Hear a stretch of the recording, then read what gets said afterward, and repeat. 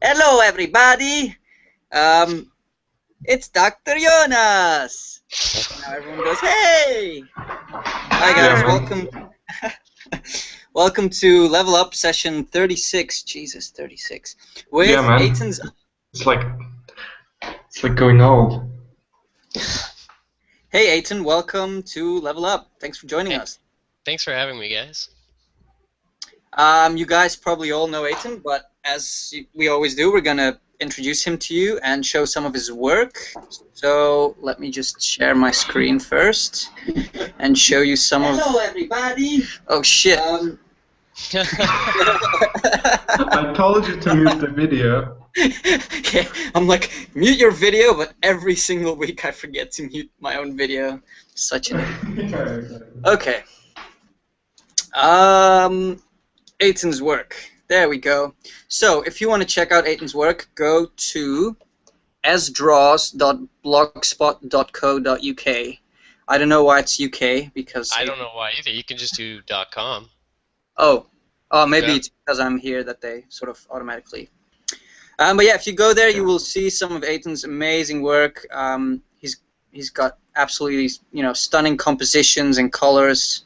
There's a lot of good stuff here, really, really high level of quality. A lot of his work is very graphic, sort of simplified compositions and stuff. Really, really strong stuff. So, yeah, check it out. You can stalk Eytan on his Facebook, I think. Yeah, totally. Do it. Yeah, so just go to Facebook and type Eytan Zana, and you will find him. You can follow him. You can follow his updates. What else is there to say? Oh, look, we've got some Gumroad from The Last of Us. Yeah, we can talk about Gumroad maybe after Eytan's demo. So of course, after demo. Yeah, they know more what to expect. So Eytan worked on The Last of Us, a beautiful game that won a lot of prizes. It's really cool, and yeah, he did some great stuff there. He's currently working at Naughty Dog in Santa Monica, I guess. Yeah. Yep. Okay. Whew, got that right. So yeah, really, really cool stuff. So we're really happy to have you here. I'm a big fan of Eytan stuff because I'm always more of a fan of like guys who are very good at things that I suck at, and Eytan's one of those guys because he has really nice brush work, which I don't have, and he has really nice compositions, which I also don't have. So yeah, I'm a big fan. Yeah, same here. Shut up, Wojtek. You're lying. No. We're all fans, obviously. And so Eytan's gonna do a little demo for us actually today, and after that we will share with you his Gumroad videos where he actually does all of his techniques more in depth. So he has like some. Actually, the works that you can see right now are the works from his videos. So you can see him doing this stuff live, and hear about his thought process and his brush use and his all his techniques. So yeah, that's probably it for the introduction. If there's anything you want to add, Eytan, to tell us. No, I think you guys got it. I'm just really excited to be here. Super nervous. I hope I don't screw this up. I'm sure you won't. Yeah. Guys, if you have any questions, please type them into the chat. We will pick them from there and try to answer them live. And maybe before we actually start the demo part, I would like to ask a couple of starting of questions, which is basically, Eytan, what's your path? When have you started? How have you attended? I know you have attended Art Center, right? But can you tell us a little bit more? You didn't. All right, that's on my bad. Dude, you guys did your research. I thought you did. No. Yeah, I did my research bad. All right, that's about I'm so bad at talking. Yeah. Okay. Go ahead. So I'm probably the same as you guys. My dad had a really good taste in movies, so I kind of grew up watching like Indiana Jones and Aliens and stuff like that, and I always liked the really creative Hollywood films. And once like the PlayStation era of video games came out, I didn't know how I wanted to be involved, but I was like, I want to do something with video games. Like, this is too cool not to do something with. and excuse me, I I didn't really draw until very late in high school, probably 11th grade. So I kind of I had friends who drew, but I was just trying to copy them. I wasn't very good at it.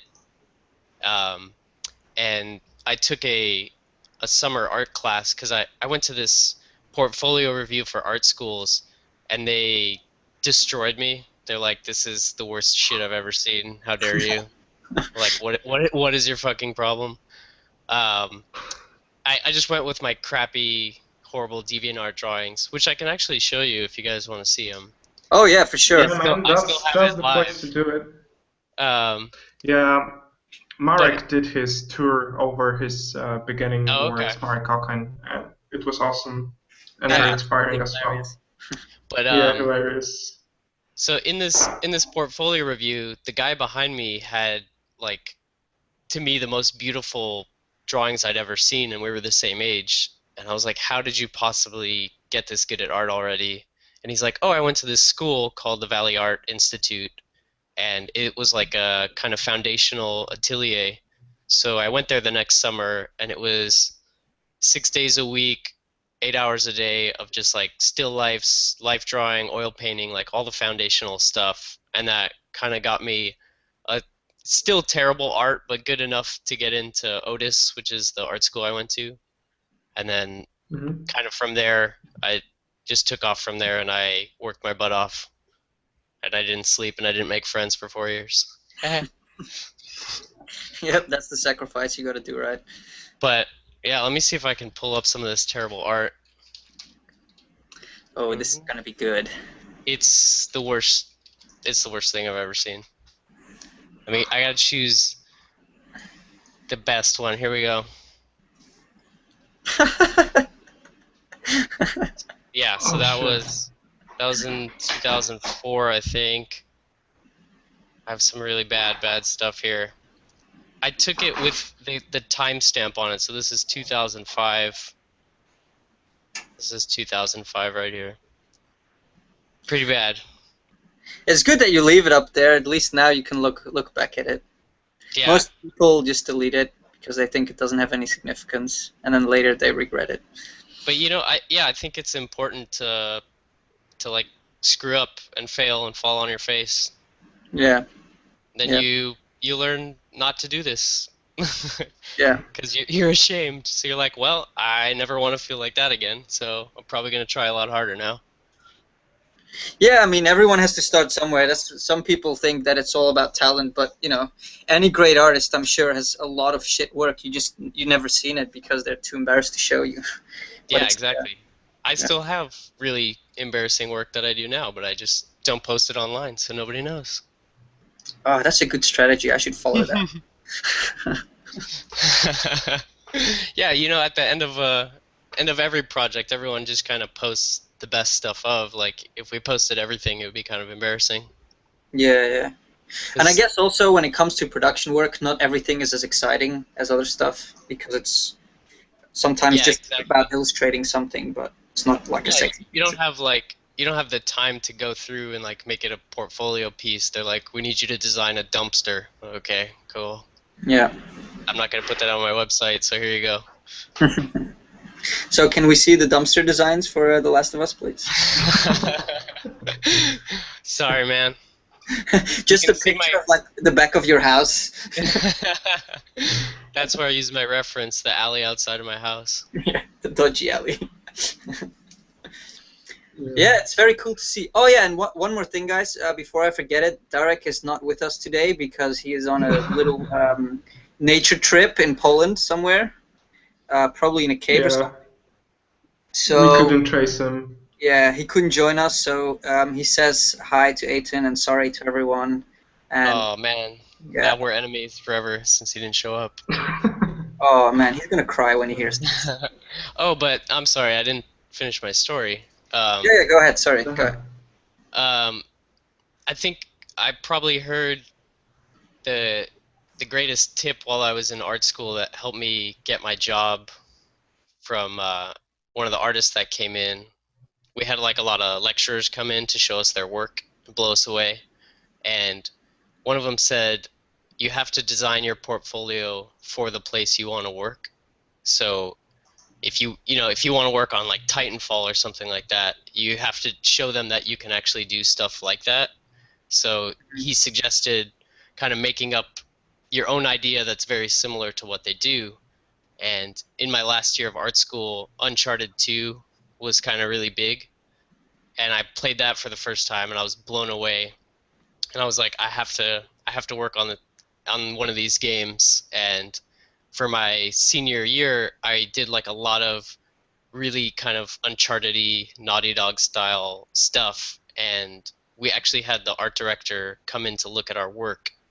And since he saw that, he was like really impressed that I tried to like copy their style, and it led to an internship, which eventually led to the job. So just like a lesson for you guys, if you want to work on some fantasy game and you show them a huge like sci-fi portfolio, it's going to be a lot harder for them to understand what you can do. Mm-hmm. And in that same regard, if you want to work on everything, you have to show that you can do everything. Yeah, that's a good point, definitely. That's a success story. Awesome. So your first job was actually already at Naughty Dog? Yeah, my first like full-time job was at Naughty Dog. Wow, so you pretty much landed big like straight away. Extremely lucky. Yeah. I was like super young. There was like, there's people that have been there for so long, and there's people that have they're like 50 or something, and they're getting their first job there, and I felt like such an asshole. Yeah, but it's not your choice. I mean, it's I don't think you got lucky. You just worked hard for it, and you have probably had the benefit of being younger, because the industry's changed and things are different than they were 10 years ago. Yeah, I think that's really true. Also, stuff's changing right now. There's a lot of young students right now that know a lot more stuff than I know right now, and I kind of wish I was in school again. And I think we all kind of wish we could always keep learning like that. Yeah, definitely. I mean, we're like I think you and me, and maybe even Wojtek, were like just from the generation before the internet exploded with knowledge, and before Facebook became like this hub of concept artists and artists all connecting together. I think like 2-3 years before. Yeah. So actually, when we got into art, there was that huge leap that was about to come in 2 years, and I noticed that I was like developing my skills for so slowly for 2 years, and then suddenly like forums, websites, tutorials, everything blew up. And people started sharing knowledge, and I think it's a little bit. There's a lot of change in the attitude of artists, especially nowadays with Gumroad and everything being more free and open. That's awesome. Definitely. No, it's another only revolution, gonna make everyone better. So. Yeah, it's going to affect the state of, I don't know, concept art industry, the way artwork looks like. Even it can be pushed even further right now. I mean, of course, it will the impact will be visible in like maybe, I don't know, half a year, 2 years, 3 years, but it will be visible, I think. Sure. It's also like kind of scary too, because everyone has to keep up. We all have to keep running. Like, you can't ever get comfortable. It's good because nobody's like, oh, okay, I'm done learning, because that's when you fail, is when you're like, oh, I'm done. I've figured it out. I'm not gonna try anything else. That's like when your ego gets into it. I think that's when people start going on the decline. When they Exactly. That's I've been listening to Mathieu's free tutorial that he released. I think it was a talk on the Inland Empire Art Institute. Yeah. And he was saying the same thing. Like, when you feel you got it, when you feel like you were there, you are starting to collapse slowly. So it's a learning process all the time. It's a journey, never-ending journey. You have to keep up. Yeah. Working with him is definitely intimidating and inspiring, because every time I look over, I'm like, what is that? What are you doing? He's like, oh, I'm learning another program. I'm like, damn it, dude, just give me a second. I have to catch up. He's always like, he's so passionate about it. He's always learning and he's always experimenting and trying. And I think it's super important to experiment with stuff and not just keep doing your same method over and over again. Hmm. You But gotta just expand stuff. you said an interesting thing there, because you said it's intimidating and inspiring, and I think the important part is your mindset towards this, and that you see it as inspiring. Because if you look at it only as intimidating, that's also when you fail, because you'll just be overwhelmed and you'll think like, oh, I can never keep up with these guys. But you know, you should think about it that way. You should think about it as sort of a challenge. You know, like you should be more like it should make you more competitive and actually encourage you to work harder and get better and learn more than, you know, getting sort of in that comfort zone, like you were saying. Yeah, I don't think this kind of art is meant for people that want instant satisfaction or that give up easily, because it's impossible to become a good artist by accident. You're not like, oh, oops, I'm an art director. What Yeah. happened? I didn't even try. Everyone is like super passionate about it, and if it's not something you want to do all the time, then you know maybe something else is suited for you. Yeah, You know? yeah, exactly. And there There are are no easier jobs to get paid, right? shortcuts. Yeah. Yeah. But also we don't have to. We're not like Marines or something. It's not that hard. All you have to do is practice. We don't have to like die. We don't have to like kill people. It's okay. We don't have to go That's through true. boot camp. All you have Yeah. to do is draw. It's not that hard. Although, if we killed other artists, Oh, I've been more doing money that for for us. years. You ever heard of Mobius? I killed him. Oh, really? Oh shit. Yeah, okay, so it's very cool to hear your story. If you want, if you're ready, we can maybe jump into the demo. I think we're like 20 minutes in now or something. Sure. So, Yeah. yeah, is that good? Awesome, man. Cool. So I'm gonna show a technique I use a lot for thumbnailing and coming up with compositions, and this kind of ties back to what I was saying about experimenting. This kind of came about when I was doing outdoor plein air painting, and I'll show you some pictures. They're pretty cool. We used to do this all the time. Like, this is in Italy. We're like painting in the middle of the mountains, just bringing our laptops out. This is Shaddy and my friend John Sweeney. Yeah, we went all over the place. That's me like on the top of a hill with like a 3,000-foot drop behind me. Pretty scary. Oh, that's awesome.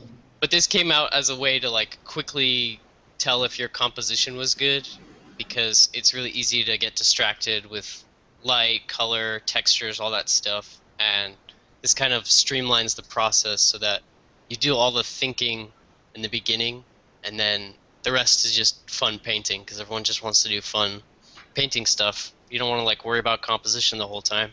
Mm-hmm.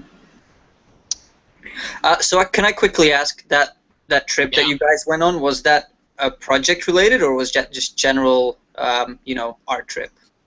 No, that was when I finished Uncharted 3, so we got like a big vacation. So Okay. we did like a 2-month trip in Italy and France. It was awesome. Oh, nice. Yeah, they're amazing countries. There's so much to see there. We did like hundreds of paintings, and I don't think any of them were good enough to post, but it was still like awesome to keep trying and failing over and over again. Mm. It's hard. It was like sad every day, but it was so beautiful that you can't be really sad that long. All right. So I usually keep these fairly simple, just like a couple values. I'll get some sort of solid brush. Oops, sorry.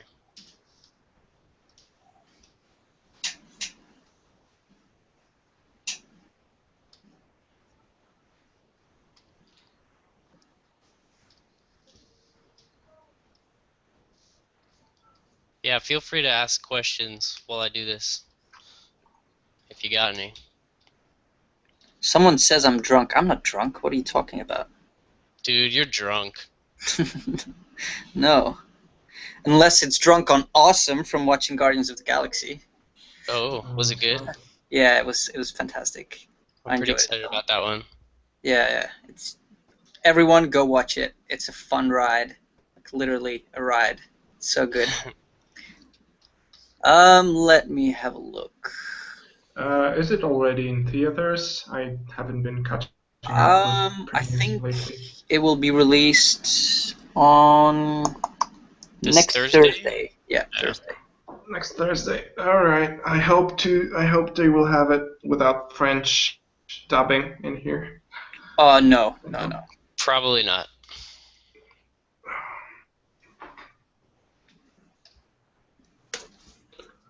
All right. So you're just sort of blocking out the sort of big shapes now, right?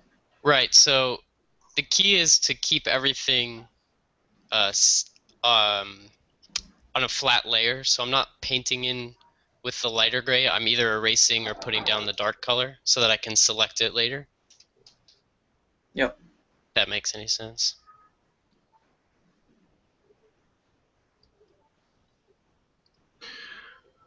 So basically, when you're painting right now, you're coming up with shapes. How do you really judge them? Do you think somebody can have like a shape library, or how you can easier come up with cooler looking shapes?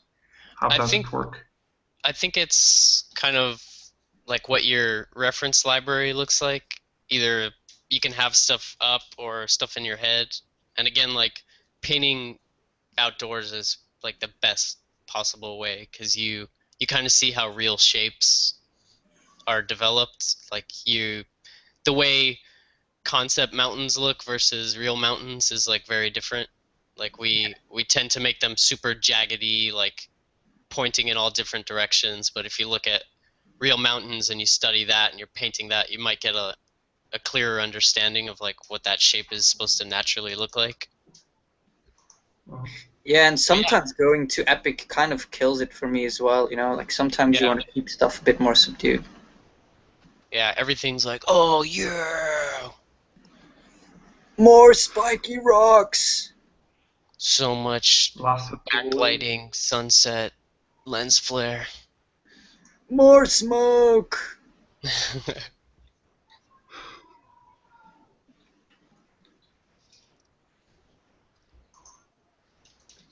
Ah, there's a little dude. There's a little concept guy. Here you go. And so, do you already have something in mind, or are you searching? Yeah, I'm just kind of figuring stuff out. I'm just making it up. Okay. I have no idea. So it's basically like you doodle, but because it's so simple, you just don't waste a lot of time. So that if you don't like it, you can just do another one. Okay. Wow, Jonas, yes. An off-topic thing. The contest. Do you think we will have time to go through the submissions today, or? Yes. Or we are not going to. Okay. At the end of this episode, people, we are going to talk about the contest, and we're going to show some of the works and our, you know, how much we rated the works, and sort of explain why the works that won, and those that didn't. So if you want to see that, stick around. What's the contest?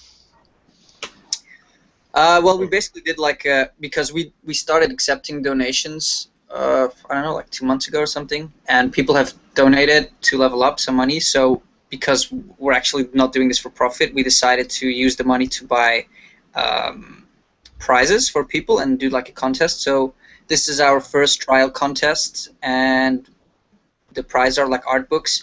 And we wanted to do it a little bit different than like the usual contest. We didn't want to focus only on painting skills, or not too much on painting skills. So we're basically rating every work. Like you can win like the max amount is 30 points, and you get 10 points for rendering and painting skills like composition, color, blah blah blah. Then you get 10 points for design ideas, which is basically where we're looking through the painting skills and just looking at the design. Some people have good design ideas but don't really know how to, polish them. Right. And then the last 10 is actually originality and storytelling. And the funny thing is that we've noticed that some of the works of people who have really good painting skills, because they're so focused on the rendering, they forget about the storytelling, and their grades are lower on that. And other people who are not such good painters actually have better storytelling. So it's very interesting to see how these things sort of influence each other. And but basically, we wanted it for people who are not such great painters to have a chance as well. And some of the the high-rated submissions are not really great paintings, but they're cool designs or cool stories. Yeah. But the winners have all of it. I mean, some works had like everything really good, so obviously those are going to win. Great storytelling, great technical skills, and great design. So Cool. and actually, the first prize is a Last of Us art book, so you get some Eytan Zana in there. Yeah. Okay, so I have my basic shape layers here, and then what's cool is you can throw a clipping mask on top of it. So you make a new layer, you hold down Alt until it does this little icon, you click, and it locks it into this layer. And then you can paint like what you want your lighting to be. Oh, that's a little bit too light. Oh no, that was the wrong layer. This way you can come up with like a really cool, kind of compelling lighting scenario really easily, really quickly. And this helps too with a lot of people, like I was the same way, like my environment paintings always got really mushy. And this helps to get rid of that because it's very clean, it's like locked in. I can't go outside of this shape right here. Mm-hmm.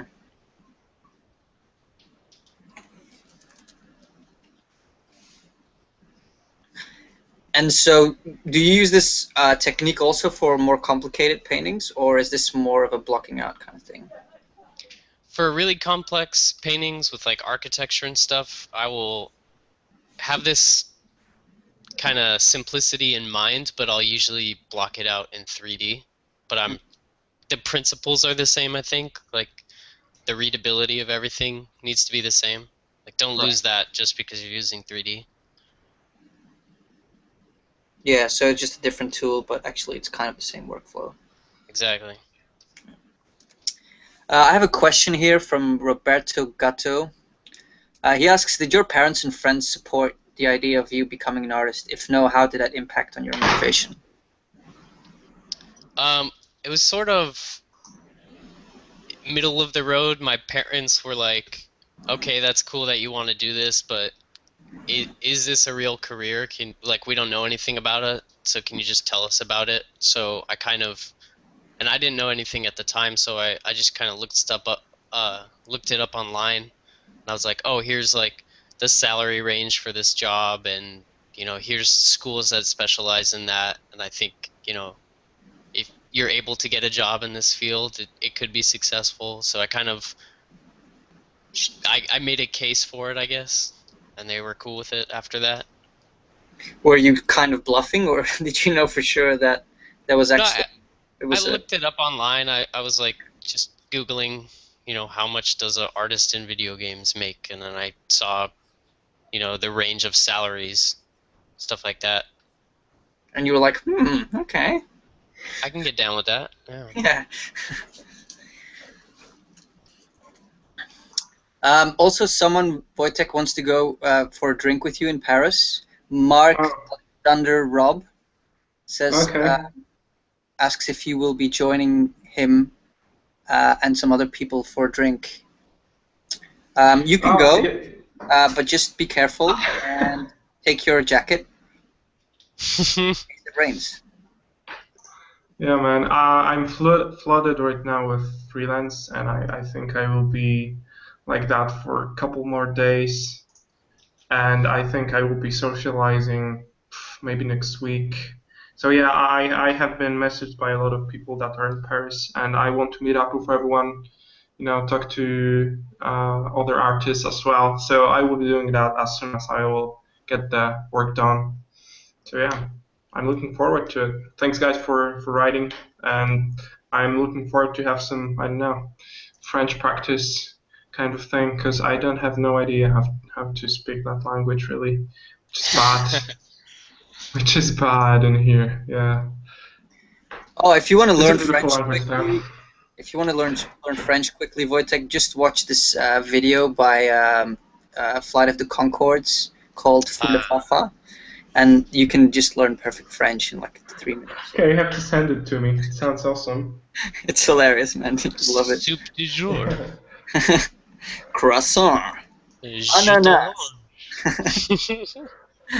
So good. That's awesome. Oh,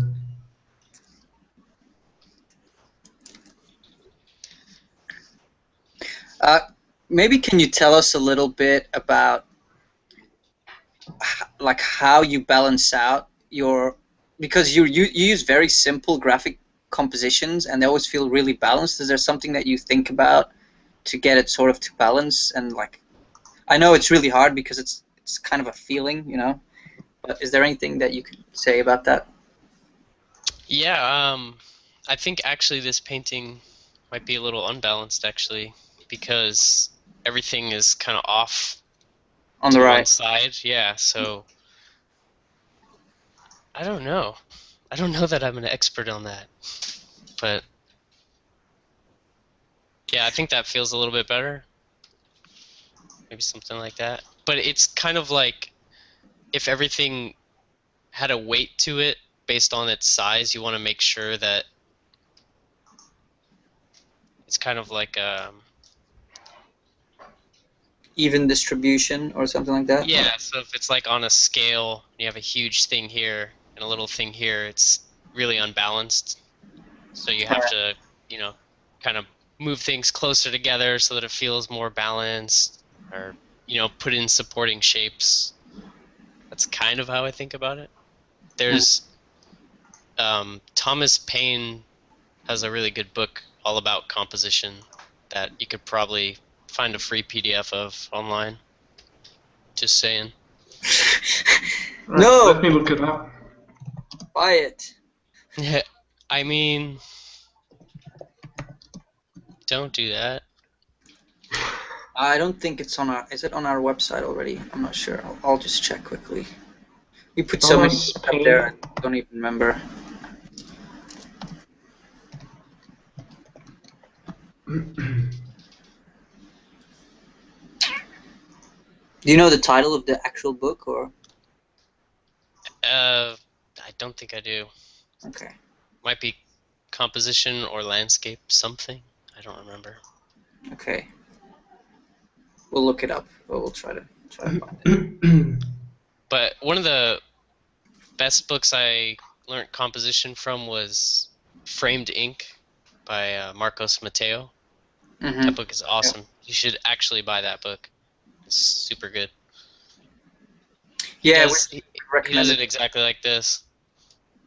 Oh, okay. Yeah, like really simplified graphic compositions that are super cool. Okay, I have some questions for you. Okay. Kristen asks, what was it that made you decide to be more of an environment artist and not a character artist? I actually wanted to do characters when I started art school, but I think I started seeing more environment concept art. I had never really seen too much of it before. And I was like, oh, this is, just to me, it was more intriguing that you get to design a world instead of a belt buckle. Because that seemed to be like all the stuff I saw for, at least for the games I wanted to work on, the character stuff is like very, it's just, you know, simple. It's like, oh, they designed a button-up shirt and a cool belt buckle and a pretty face, and I just kind of was more inspired by all the places in movies and games rather than the characters. I think, like, for me, why I got more into environment is because before I started digital painting, I was just drawing. And when you're drawing, for some reason, like to me at least, it felt more natural to draw characters rather than entire environments. Because with digital painting, you can just use a couple of strokes and you can suggest mountains and all that. But with with line drawing, it's much harder, and it's actually easier to draw characters than on. I could probably draw way better characters than I can on a Wacom ever. So like it was almost like the tool actually made a difference for me as well. Mm. Okay, there's another question. Do you, Freeman BG asks, Eytan, do you sometimes use ZBrush to help you out? You know what? I really want to. I'm learning it right now, but I have not yet. But it seems like a super powerful tool. Yeah, I think you can learn it really fast, actually. It's not a very hard program to learn. Once I you mean, switch to the yeah, mindset. like, I would say it's probably hard if you want to learn like all the ins and outs of it, because it's really huge and the interface all over the place and doesn't follow any logic of, you know, other software. Right. But just learning basic sculpting is actually really easy. And some people wrote to us asking if we would do oversculpts instead of overpaints. And Whoa. there's one guy who's actually going to send me some stuff. So we might actually be in the future, might be doing, if you guys want to get like an oversculpt, we might actually consider doing that as well. So Yeah, that's awesome. Cool. All right, another question. Eytan, can we download your brushes from somewhere? Like, is there any place to get them? Um, they come with the Gumroad videos, but I didn't really invent any of them. They're a mixture of Mache's, Jamie Jones, and Shaddy's brushes. That's all I use. yeah, and those are all on our website. But actually, if you're okay with distributing them, we can add your set to the Level Up website as well. That's Yeah, okay. I mean, it's just a mixture of theirs. I don't care. Yeah. Okay, so we'll do that. I'll give you that after. Cool. Oh, I have it because I bought your tutorial. Oh, look at you. Yeah. See, Extra credit. yeah, I support the community. I didn't watch it though. Oh, no. I mean, I have like 20 Gumroads. I've never watched any of them. Yeah, that's the thing. You're buying them, but you have no freaking time, like, to watch them. Like that 20-hour long tutorial from Mache. Oh, Yep, it's awesome, but you have to devote some time to it. But it's seriously. awesome. It's super awesome. Yeah.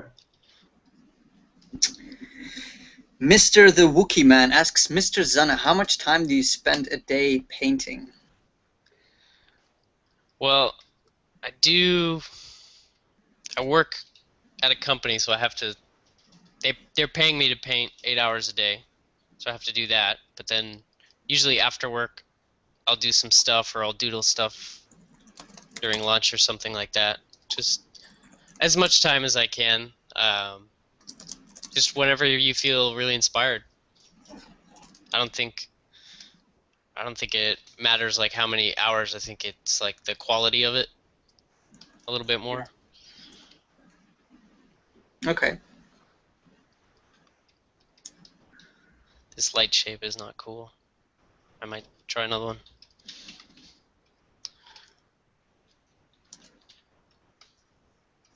Have you tried another, like, what's your setup? Maybe let's start with that. What are tools? What do you mean? Your I mean, a hands, your tablet. brain, your eyeballs. All that. No, I'm asking about like a tablet because there's a question. Oh, okay. Tablet versus Cintiq. Yeah, so basically I wanted to ask first, what are you working on? I'm using a Cintiq right now, the 22 HD, I think. 21, Okay, 22, I don't that know what it's called. explains. Yeah, that explains the ratio. Oh, is 4 it by weird? 3, right? Is it square? No. Yeah, it's square, but it's cool. We can see everything clearly. Yeah. So, what would you how the experience for a professional artist is it different than from way come into us? How is it different? Do you work on Syntax and Naughty Dog as well? Yeah, I have those huge Cintiqs, the like 24-inch ones that I hate them because they're so big. They like take up the entire desk. But yeah, Cintiq is super awesome. I didn't like it at first. My first year, I did not use my Cintiq. I just used a tablet, and I slowly kept trying it out after work, and then eventually something clicked, and I like fell in love with it. And now I can't even use my tablet anymore. That's interesting. I see like a little guy waving in that shadow. Over here? You see it? Yeah. Hi. Hello. Go away.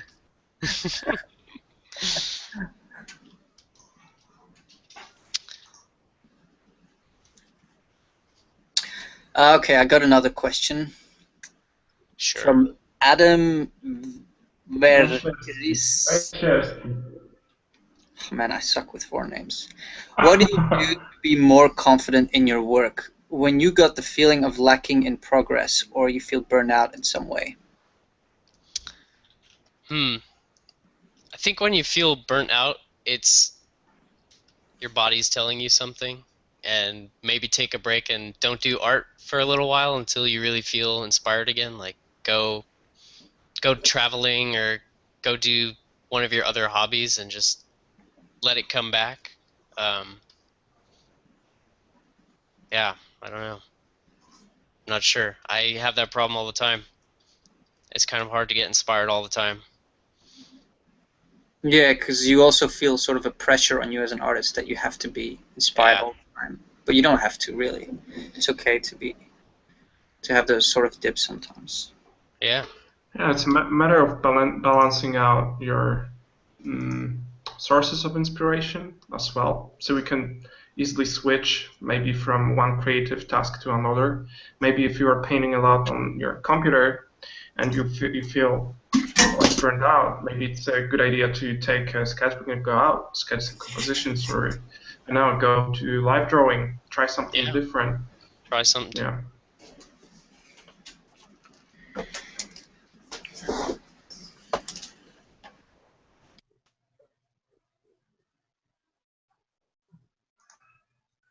Hello? Okay, he got dropped. Awesome. All right. Awesome. Oh, no, I didn't miss that. About the dropping. That's always. We're always there. Hello. Oh, He's back. Sorry. What happened? You got kicked. It's because you may use a little bit too, like, Google Hangout is connected with your, I think, GPU, and it tends to drop people out when they use a bigger brush or Soft something. round brush. Okay. I think soft round brush is the biggest enemy. I will not use that anymore. Were you using it just now? Yes, I was. Yeah. That's wow. Okay. Sorry. What the hell, Google? Yeah. Don't you like soft brush? I just don't like the soft. I think it. I don't know why it is, but I think it's just because the soft round brush is not a bitmap-based brush. It's like, a calculated brush sort of. So maybe it uses a different part of your system or something. I don't know. Yeah, and there's a lot of gradient softness to it, maybe. Yeah. Let me just save this. So anyway, I spent some time last night making a different composition. Same sort of method. I have like all my lights on one layer, all my darks on one layer, and yeah, I could paint this one up if you guys are interested. That was just more to show the method, but it's kind of a boring painting. No, I like it. It's up to you guys. Yeah, I like it. I like it as well. Eytan, another question. Sure. In that stage, when you're looking for a cool composition and you're sketching out shapes and stuff, are you implementing photos into your thumbnails or any 3D at this stage? I mean, if the painting is not 3D based, what are you implementing photos? Yeah, for this one, I used channels to get some highlights off of rocks. I can show you.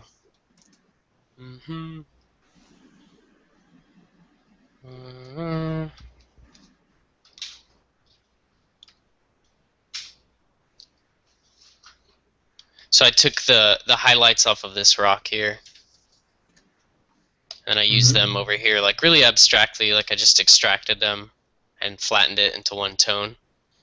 I'll do it like that, but as far as the shapes, I started like this. I just drew really interesting shapes. And it took me a while just to come up with this composition because I'm probably really slow at it. So I did like 5 or 6 compositions until I found one that I was happy with. They all just like didn't have the right feel to me. Mm-hmm. But yeah. Awesome. Yeah, that explains it. Would you guys want to see me paint this one up, or should I do some more thumbnails? What do you guys think? Let's I ask the think audience. I think personally that seeing a full process would be cool. But yeah, let's ask our audience. What do you guys think? Do you want to see a full process or another thumbnail or maybe something else? Let us know. And now we have to wait. You're getting a bit cavey there, buddy. Cavey? Okay, Yeah. I'm in a French cave now, not a Polish Yeah. cave anymore. Okay, so a very important question, of course, from one of your colleagues. Eytan, why are you so sexy? With 2 X's. Oh, hello, Nick. Welcome. You know, it's hard being sexy all the time. There's a lot of pressure. Literally, right? There's so Yeah. much pressure. I mean, hot and a great artist, that's just like, poof. Oof. There's like I know, women man. everywhere around your feet all the time. Mostly just Nick, but Right, so people want the further process, I think. okay, cool. Yeah, I see painted up the most, actually. Painted up, painted up. Cover Eytan in butter. Can we do that one? Yeah. If you have a webcam, sure. Okay, cool. So I gathered a bunch of reference of interesting colors and rocks and stuff. So I'll probably drop some of that stuff in there. How much time do you spend on like researching, looking for photos and stuff? Are you looking? Do you have like specific research criteria from these things? Specific places you go to?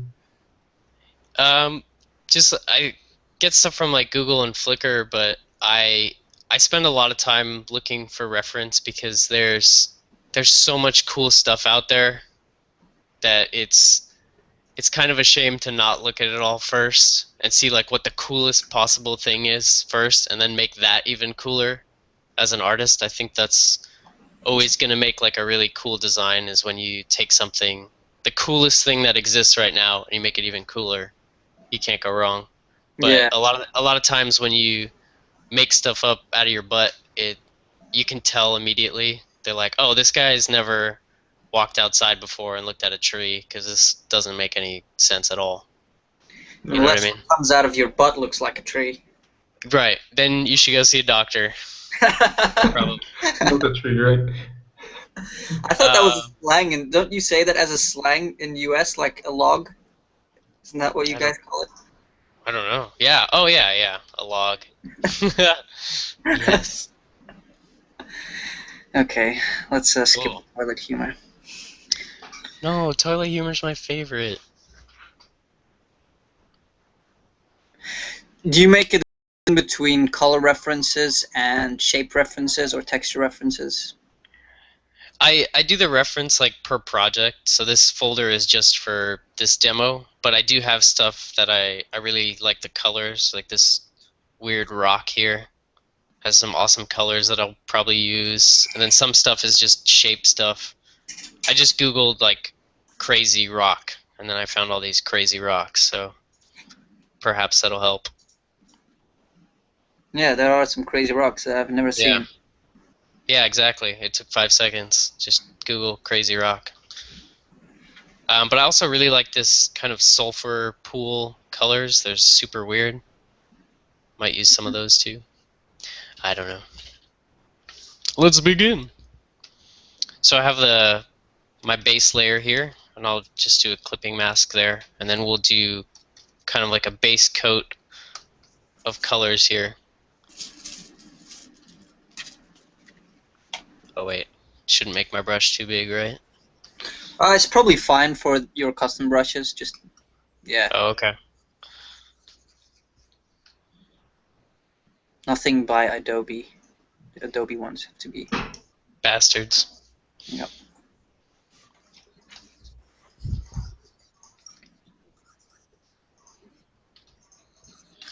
Someone's asking in the rock paints you're using brushstrokes or custom shapes. I guess the guy kind of tuned in a bit late. So basically, Eytan's painting using like texture brushes, or he uses photos, like he showed with the channels just before.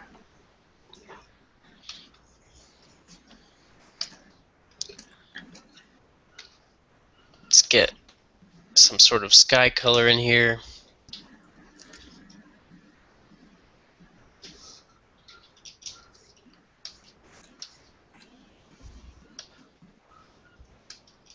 So you are not drawing color from real skies. You just like, I like this color, I'm using this, period. Yeah, I'm kind of using the color reference abstractly, just Yeah. looking at colors that I like.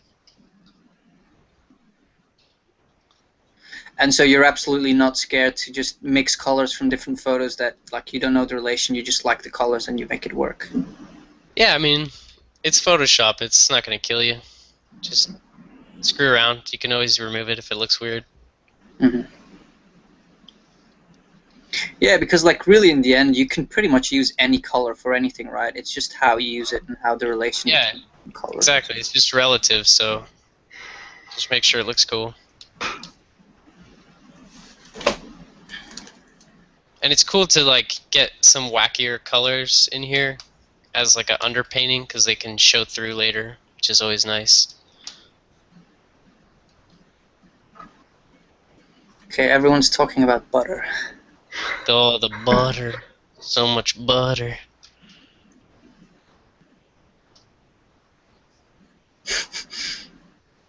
Yeah, exactly. And somebody's saying about Shadi's tutorials on YouTube. Yeah, go check Those are them awesome. out as well. Yeah, for this technique especially, and even the underpainting thing Eytan's doing right now. Yeah. So for even more knowledge, check out the YouTube series. I will post it up on the event page. So go to Facebook and go to Level Up group and then go to events page, and we'll post all the useful links from this session there. Yeah, I watched them like 10 times. They're so good. Yeah, and so hilarious in terms of humor. Oh yeah. Yeah, this guy. And I would like to take the occasion right now to invite Nick to a level up session if he wants to. Nick, you gotta do it, man. Bring we the invited him butter. already? Bring the butter. That's awesome. Yeah. I saw a tweet by what's his name, John Goodman. Is that his name? Flintstone guy. Yeah. I saw like a tweet by him that someone tweeted to him and said, "The butter that you get on popcorn in the movie theater, it's not butter. It's actually John Goodman's ball sweat." Wow. Awkward silence. Is that why I like it so much? I guess so. I like John Goodman. I think he's cool. He's a cool He's got guy. a nice smile. Cool. So this is why the technique is really cool. So much because... awkward right now. Anyway, yeah, you can do a colored sketch like really quickly. Because once the composition is nailed in. Yeah, you were saying. Boom. Jonas, Done. you're. What? I think Jonas was just. I think Eytan's dropping out a little bit. I'm dropping out? I think you were dropping out, Jonas.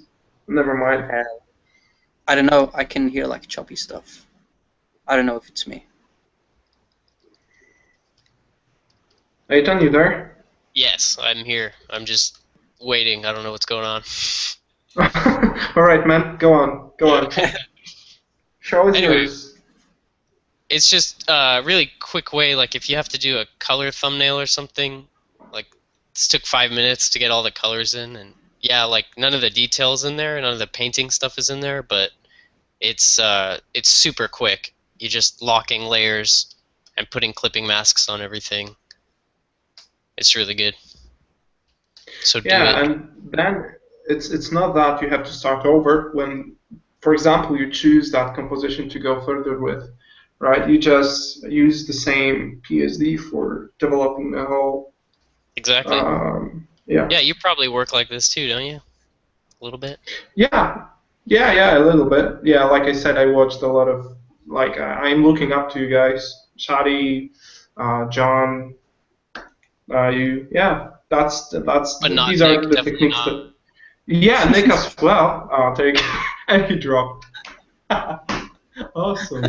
Yeah, not Nick. I'm not looking up to Nick. Oh man, I love his stuff. But yeah, let's get Eytan back. I think he's gone for butter. Gotta bring some butter, right? That is so embarrassing. You got some butter? Yes, I had to go get some butter, so I left really quickly.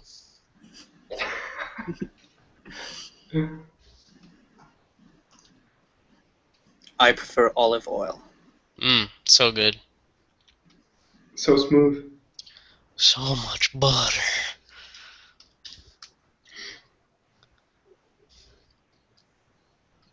Sorry, I keep using the soft round brush. I'm such an idiot. No. It's all good. So I can see that you kind of made like a gradient. Do you work from large color transitions to smaller color transitions? Yeah, I'm trying to set up all the color relationships like right now. All the fading in and fading out of stuff. But like globally, right? I mean, Yeah. Yeah. Let's see. And then you just throw some photos on here. Boom. Done. Done. You got a job. Done. Bye. You can make video games now. And I think it's really cool. Like this photo shows me all the different things that will happen with the light. Like I have the bounce, reflected light. I have the shadow colors, the ambient colors. So if you can find like a couple photos that demonstrate all of that, that's super helpful.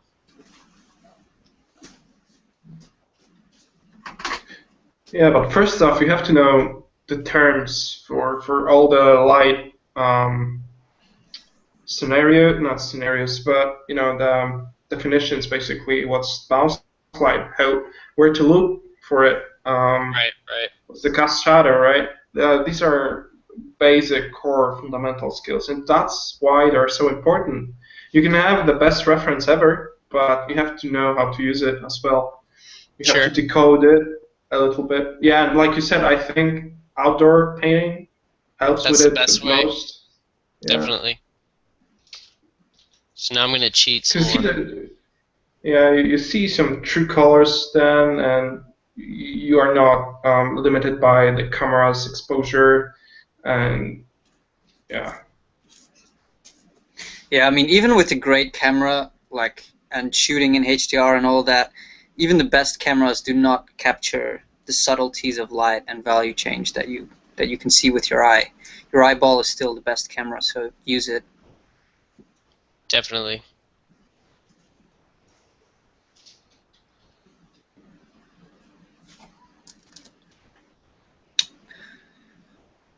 Someone is asking me what I think about Paris and French people. I think that question is directed at Wojtek. That's a loaded question. Yeah. Yes, it is. I have a lot of very a lot of different the diversified experience. Yeah, it's a beautiful city. First off, I like most of the people. I haven't met the people from work. I haven't met the company yet. I'm starting on 4th of August, but yeah, I mean it's like everywhere. You can get harsh Nice with people anybody. and a-holes. No, it's not. Yeah. Yeah, maybe, but yeah, in general, it's awesome. It's a little bit overwhelming because it's a really crowdy city. It's a really loaded with people and different things, really different stuff. Yeah, and there are downsides and there are upsides to it, like museums. I don't know, architecture.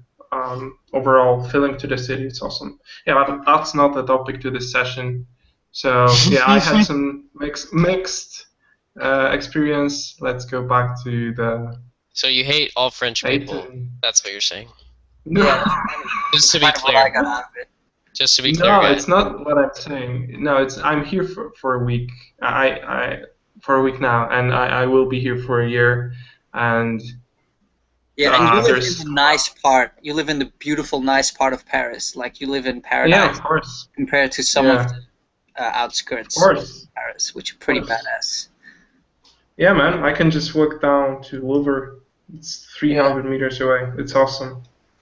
Everything is so close here.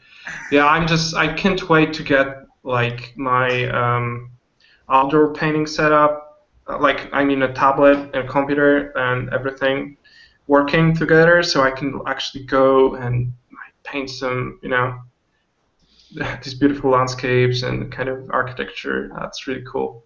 Really inspiring as well. You can even take sketchbooks, go to museum, like sketch some, reference or I don't know, sketch some different ideas from the reference that you can go get even online. Like it's. Yeah, For it's example, just such a cultural city and such a cultural country as well. There's just so much there, you know. I mean, Europe in general is just like Yeah, filled. London is similar. Yeah, definitely. Exactly, it's such a But rich actually, city Wojtek, in terms of culture. you should really take the opportunity to travel around in France because, like, I think in terms of history and nature, France is like one of the most amazing countries in Europe. There's so many castles and old towns. Definitely, if you go more south. Yeah, I have already visited some 2 years ago. Yeah, they're beautiful, but I didn't have a chance to travel that much. I hope I will, but I think I will be busy working. I may get some vacation. I don't know. We'll see. We'll see. Yeah, I will rest some and then travel around. Yeah, that's a good idea. I want to paint everything, man. Not everything. Not everything. Yeah, like cucumber in butter.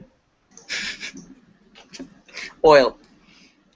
Oil, olive oil. All right.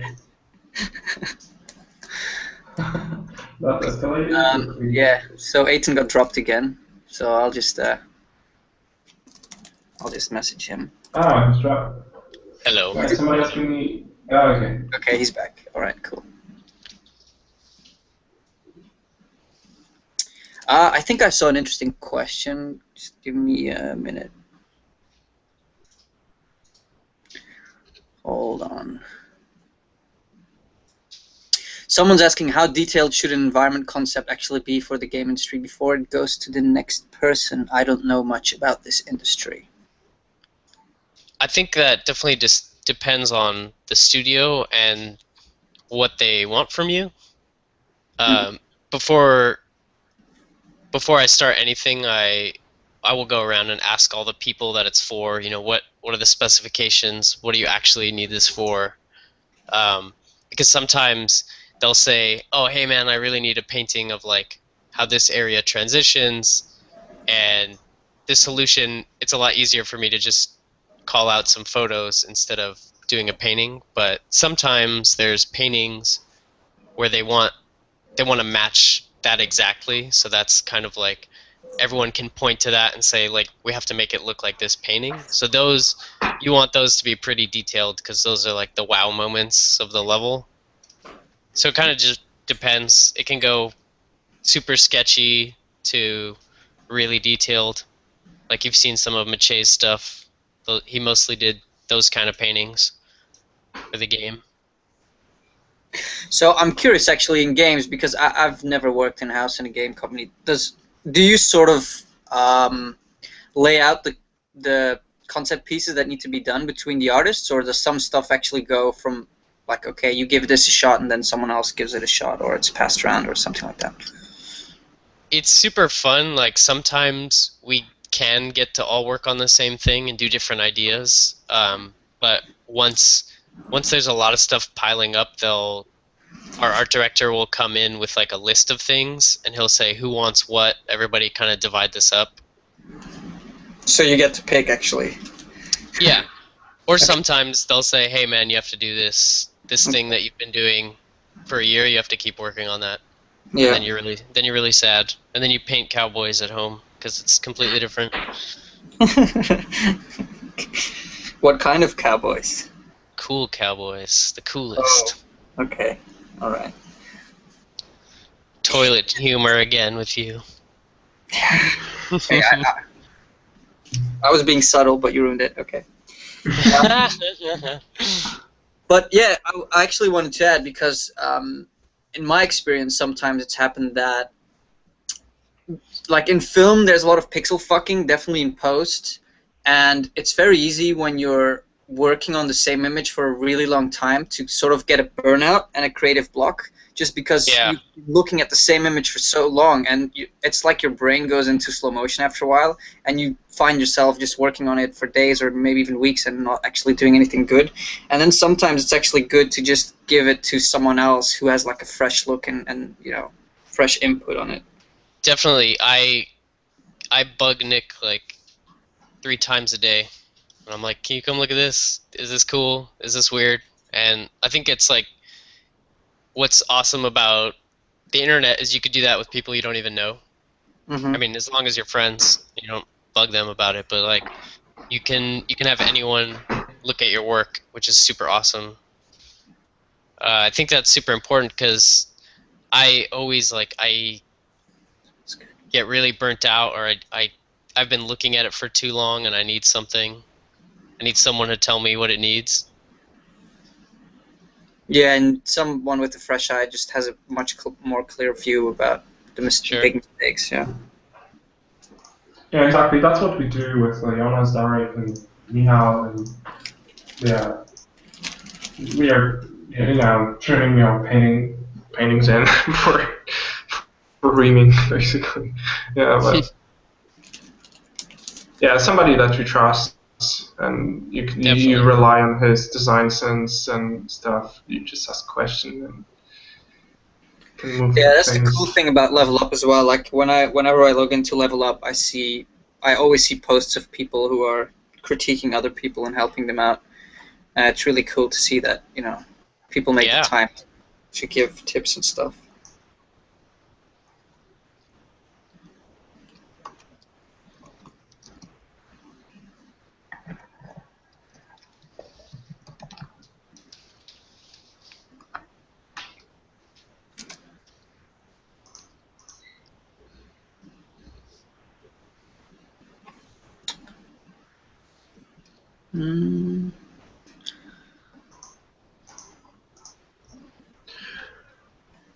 So maybe let's. I was wondering about the outdoor painting sessions you've been up to. What are good resources for setting up your rig? I don't know. You, from the photos you showed, it looks like you have some. I don't know. Yeah. Shaddy actually has a whole tutorial thing on his website. All right. About like how to make the shade box for your computer and how to set up your tablet. Yeah, I can find that if you want. I checked it out, and it looks super fancy, and I felt like a sort of, because like my plein air paintings are just laptop and tablet in the blaring sun, and I don't see it. And it just feels so barbaric compared to like guys like pro plein air painting. There's actually like stuff you can buy that's like an elastic screen cover. It's like a big sock that goes over your monitor. I wonder if that's any good either. Like it blocks the screen from the shade. Yeah, exactly, because you need something to take sun off your screen. Yeah, we would go painting in you know, if you didn't bring your shade box that day, you're like, oh, okay, whatever. I'll just sit in the shade, and you're painting the whole time, and you bring it home, and you're like, what the hell? Like, all the colors are so different. It's like way more saturated than you intended. Yeah. Yeah, I kind of had that actually with my plein air paintings. The only thing that I found beneficial about not having a good setup is that the glare was actually kind of working like squinting, and I could see the big contrasts in the image a lot more. So. Well, I think like it's already like, I get that. It's like already so hard to do that it's like you have all these things like battling against you. It's already like so hard to make a painting of a tree from real life. Like, why not just have all the great advantages you can? I don't know. Yeah. I would just fail so much. A lot of failing. Right, so I have found the Digital Planar Society website, and there is a page to it that's called Setup, and there are 2 JPEGs describing the setup. Just posting There it you up. go. Awesome. Yeah, so do it, guys. Go paint outside. Get It's some really awesome. vitamin D. Oh no, wait, you're gonna put a sock over your head, so I guess you're not gonna get any vitamin D. Oh well. Can still paint with real paints. Oh yeah, true, yeah.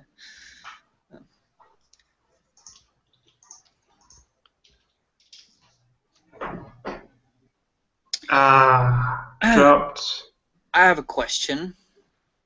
Oh, good, but there's no guest, man. Oh, okay. Well, yeah, I don't have a question then. Yeah, I don't have a question. Right, let's wait. Hi. Let's wait. Hi. How are you? Hello, I'm well. Awesome.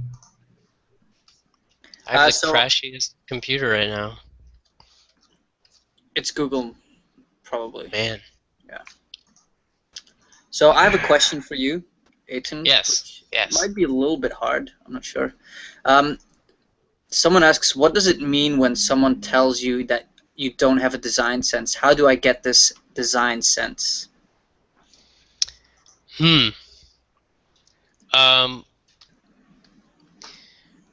think you mean like design sense for like props and stuff like that. Is that what you're talking about? I think in general, like, I guess he's referring. I think what he means to say is when someone says you don't have design sense, you don't have visual library, basically, or you don't have. Like, I think it's more general. I think maybe that means you're just making stuff up a little bit too much.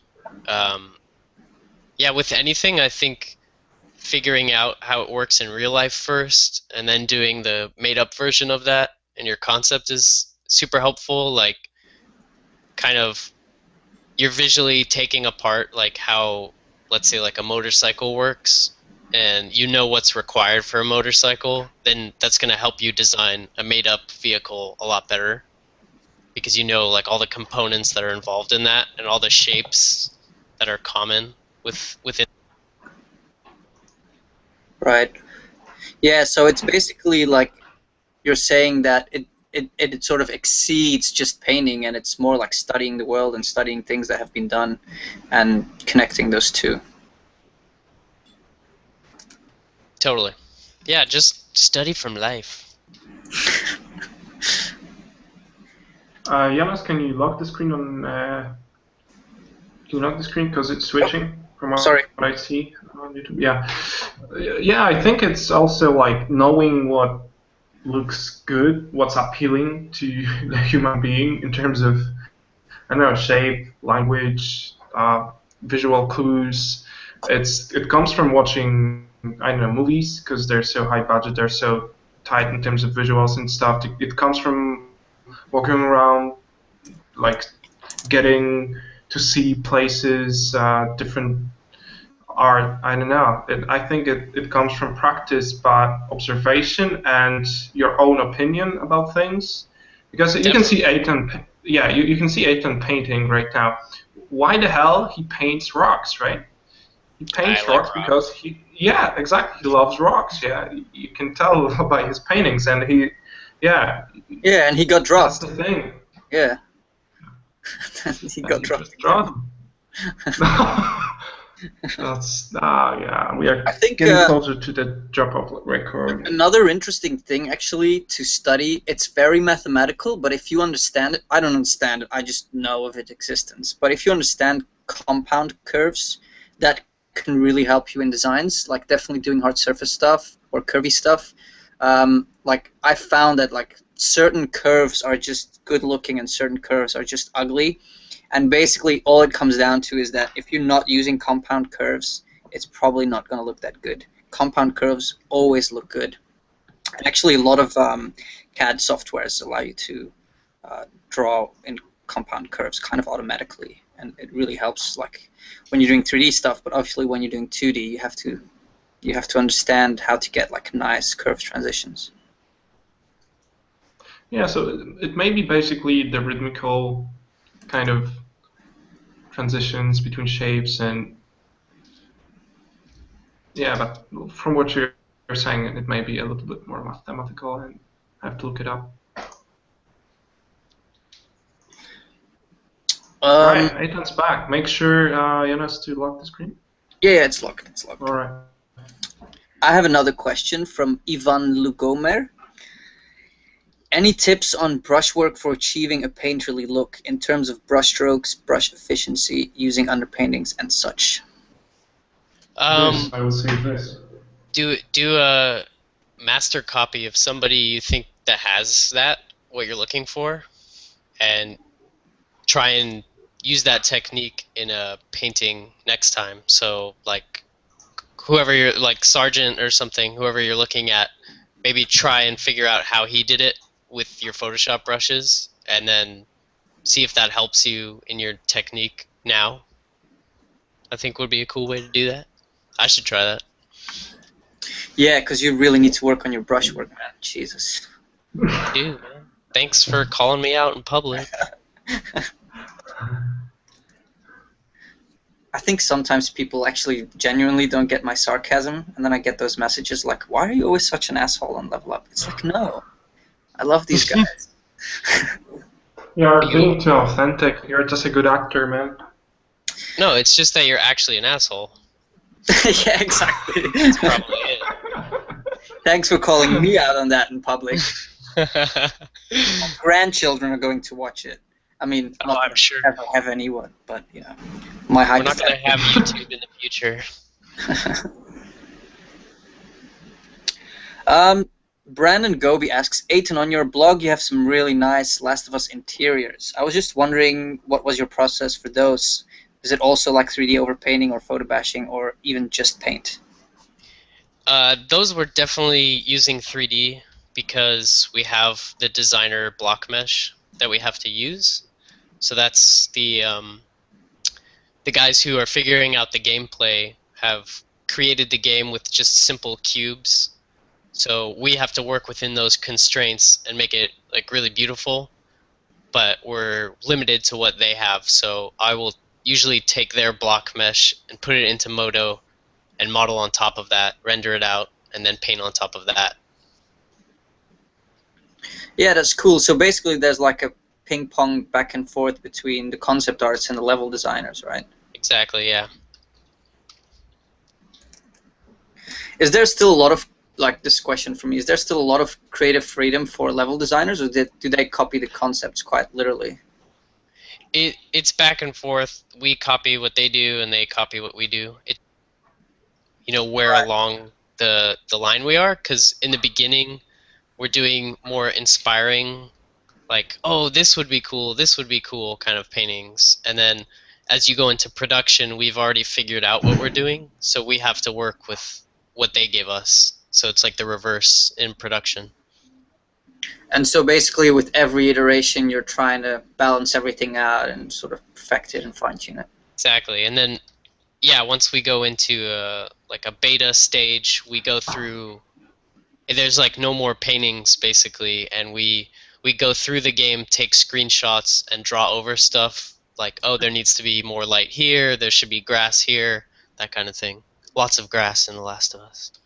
So much grass. That's cool to hear, actually, because we actually do the same in film, where sometimes, I mean, only if it's CG environment, not if it's a set, obviously. But if there's CG environments, sometimes actually there's a sort of a basic render that goes to the concept artists, and we just like paint overs of their renders to sort of, you know, fix the light or add some stuff, try to balance it out. Exactly. Yeah. Yeah, that stuff's really fun because you're seeing like directly your changes in the game. Like they kind of follow it to a T because they just want to make it. It's purely about making it look better. So everything's already figured out. So like, how can you juice every area of the game now? So that means you always have to do that with, how should I say, like gameplay constraints. Like you're not allowed to edit anything that would have, you know, altered the gameplay. Yeah, at that point, you're just making it look pretty, and the gameplay decisions are not yours to make anymore. Because sometimes you can suggest ideas. You're like, oh, I know, you know, he jumps on this box, but it would be a lot cooler if there was like a car here, or like we could have a chase here or something like that. You can always, at least at Naughty Dog, you can always go up to the designers and kind of, you know, add your own idea and see. And, you know, a lot of times they'll say no, but, you know, you just have to try. Yeah. Okay. I had another question, but I forgot it. Damn it. What was it again? There are a lot of questions coming up right now. Keep them coming, man. Yeah, so the question from Nick. How did you get all the color variation in the light shape of the rocks? And why did you choose those colors? So I kind of started with this base gradient of colors, and then I threw in this really colorful photo. I'll do that a lot. Like I'll take a very colorful photo and stretch it out. So this is on a difference layer, so it looks really wacky. And then I'm just toning that down, so I just put it at 25. And then, yeah, I'm like just painting on top of that now. But I chose those colors just because I thought it's like an alien planet, so like what's the weirdest looking thing I know of? And it's probably like these sulfur pools. So I was thinking like if the whole planet was kind of that vibe, this weird like oily stained look to it. This rock too has kind of has it a little bit. That was kind of the inspiration.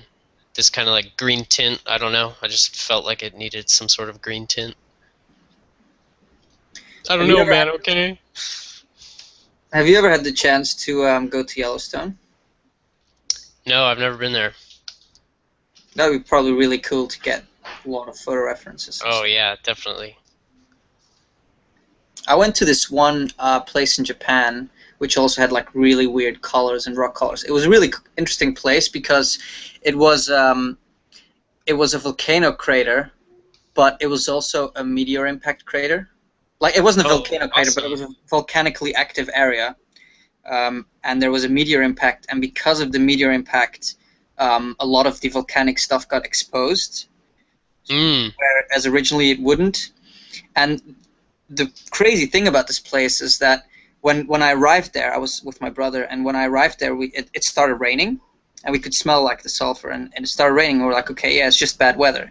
But actually, what we realized when we left and came back is that the weather was local, and basically the vapor from from the volcanic activity was condensing again right above it and causing it to rain down again straight away.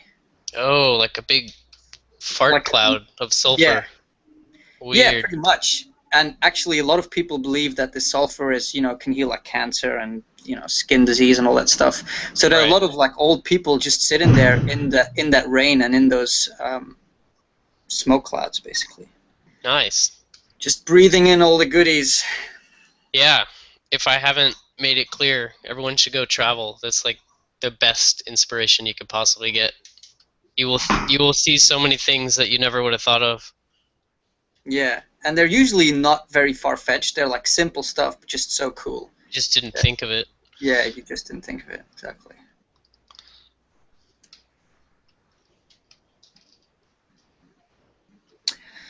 Alex Leon asks, guys, will there ever be a Level Up Twitter? No. Let's make one right now. We don't want to do Twitter, forum, Google+, etc., just because it takes extra time for us to keep it updated. And if we don't keep it updated, there's no point in having it. And we all think that we put enough time weekly into Level Up. We can't really afford to put more time into it, so that's why we're not expanding our social network. So it will just be Facebook and the website and YouTube. Yeah, and I don't know how the Twitter could be useful besides like posting info about the session. I don't know. No idea how it could be. I don't know how it's useful in general, but yeah. I guess maybe people could like hashtag Level Up when they upload something. Ask questions, yeah. And then other people who could follow it on Twitter could see those images. But you know, just go to Facebook.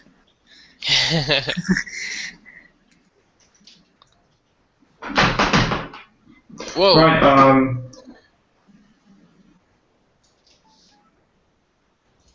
Yeah, let's try locking the screen. I think it got wonky again. I just locked it again, sorry. Okay, awesome. More questions. How many working hours concept artists must make daily? I think we have already talked about it. It's like 8 hours, right? In a full-time job at a game company in general. Sorry, I just heard a bunch of words. I just heard a bunch of random words. Can you repeat the question? Sorry. Yeah. My internet connection is just too awesome for you. I don't how think many that's working hours? How many working hours the concept artist must make daily?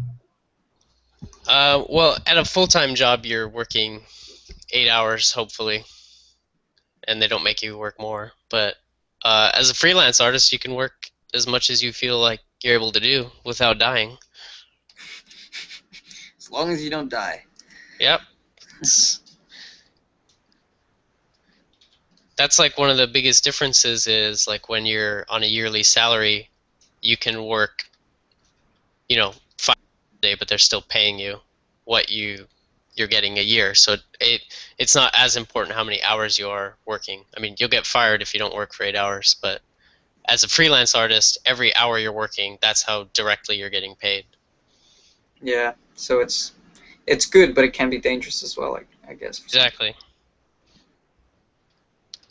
Yeah, I had to stop freelancing for a little bit because I was getting too burnt out with everything. Yeah, and I guess you get to a point if you're a little bit comfortable financially or in your career where you don't actually need extra work and you'd rather spend the time, socializing or, doing other stuff, just not art related. Like I already have 2 Ferraris, so do I really need to keep working? Nice. I'll take a ride in that. I bought one just to throw it away.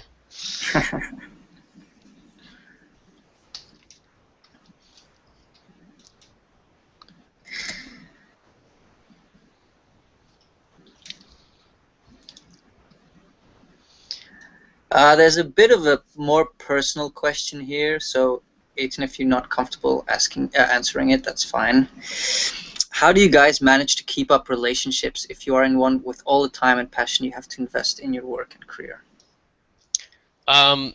It's definitely a challenge, but with every relationship you have to set kind of like guidelines, and you just make sure you're not being a dick, and you're saying like, oh, okay, we're gonna hang out on these days, we're gonna do something special, but I have to work this day, so and then it's kind of Yeah, it's like just a give and take is what I'm trying to say. So Yeah. you just figure it out and you make sure that everyone's happy, and Hmm. hopefully ask your girlfriend if she's okay with it. Or boyfriend. Or boyfriend, you're right. I'm sorry. Okay.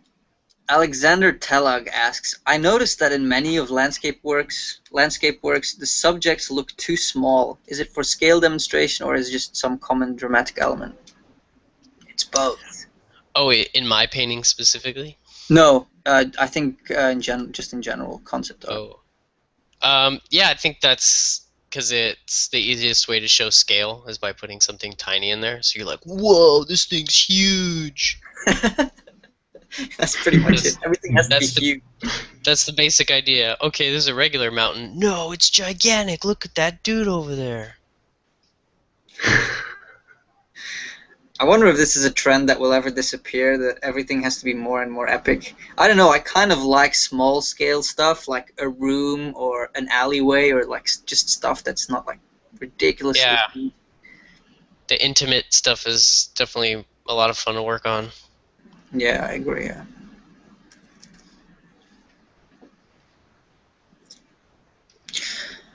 Jeremy Kurt says, I'm at the brink of giving up my art journey. Is this normal or is it just me? Have you guys at any point as a beginner experienced this too? If yes, what did you do to get back up? I don't think I ever wanted to give up, but I definitely had times where I was really burnt out and I was really bummed. And I think it's about your outlook on it, where instead of getting beat down, you looking at it more as inspiration. Like, I'm going to kick that guy's ass. I want to be that good. And it kind of fuels you rather than letting it pile up on you and defeat you. So, I mean, yeah, it's all about your outlook, I think. Yeah, it's what we were talking about in the beginning, right? With the Yeah. intimidation versus inspiration.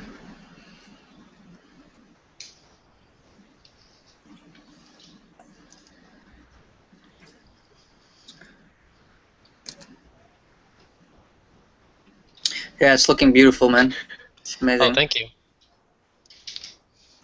Yeah, I'll definitely have to finish this after the demo, but I'll put this up for you guys. Yeah, take your time. I mean, when we're finished, maybe you can post what you had in the end in the Level Up group, and Sure, yeah. check it out. Sometimes You it's know what? impressive. Actually, Jonas. Hello? Yeah. Yes. Right. Jonas, actually, maybe we can go through some contest submissions while Eytan will be still working on a piece, and Yeah, if then we you're cool with can that. just switch back Yeah. to the turn. Yeah, if you're cool with that, Eytan, and yeah. It's fine. You want to ignore me? That's fine. Okay, we're not doing it. No, do it. Yeah. I'm curious. No. We can just do it for. You can just do it down for I don't know, 15 minutes more, and then we will do submissions. We have plenty of time. If you have more time, that's cool. We have, Ben Mauro did like a 4 hour, even more Oh, session okay. with us. So if you're Dude, that persistent and I'll do it as long as you then guys that's want, man. fine. Awesome. That's cool. Oh yeah. Yeah, it's What's cool the name because of then people can see, because we try to focus on the beginning stages because they're most important, but a lot of people just like seeing and the beginning and the end because they tend to think that like the really polished or the more polished stuff we never show how we get there. We always show like simple demonstrations, but that's actually the gist of it, kind of.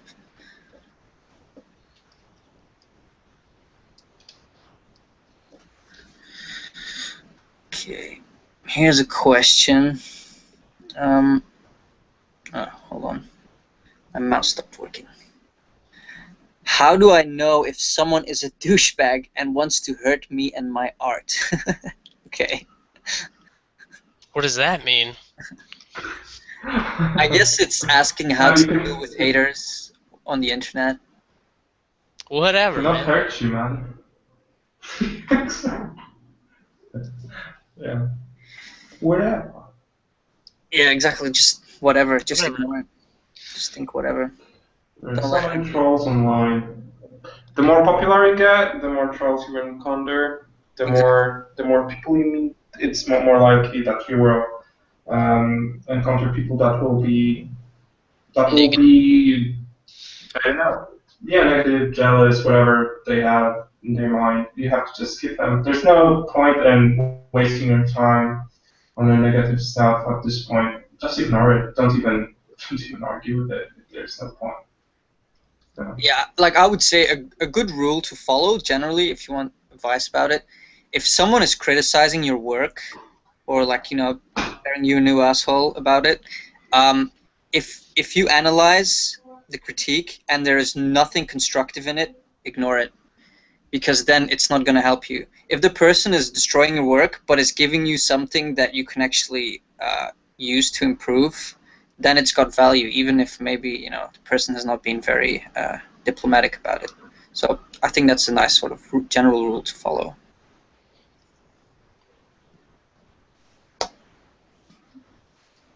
Can I have a sound effect? Ba-dum. Thanks.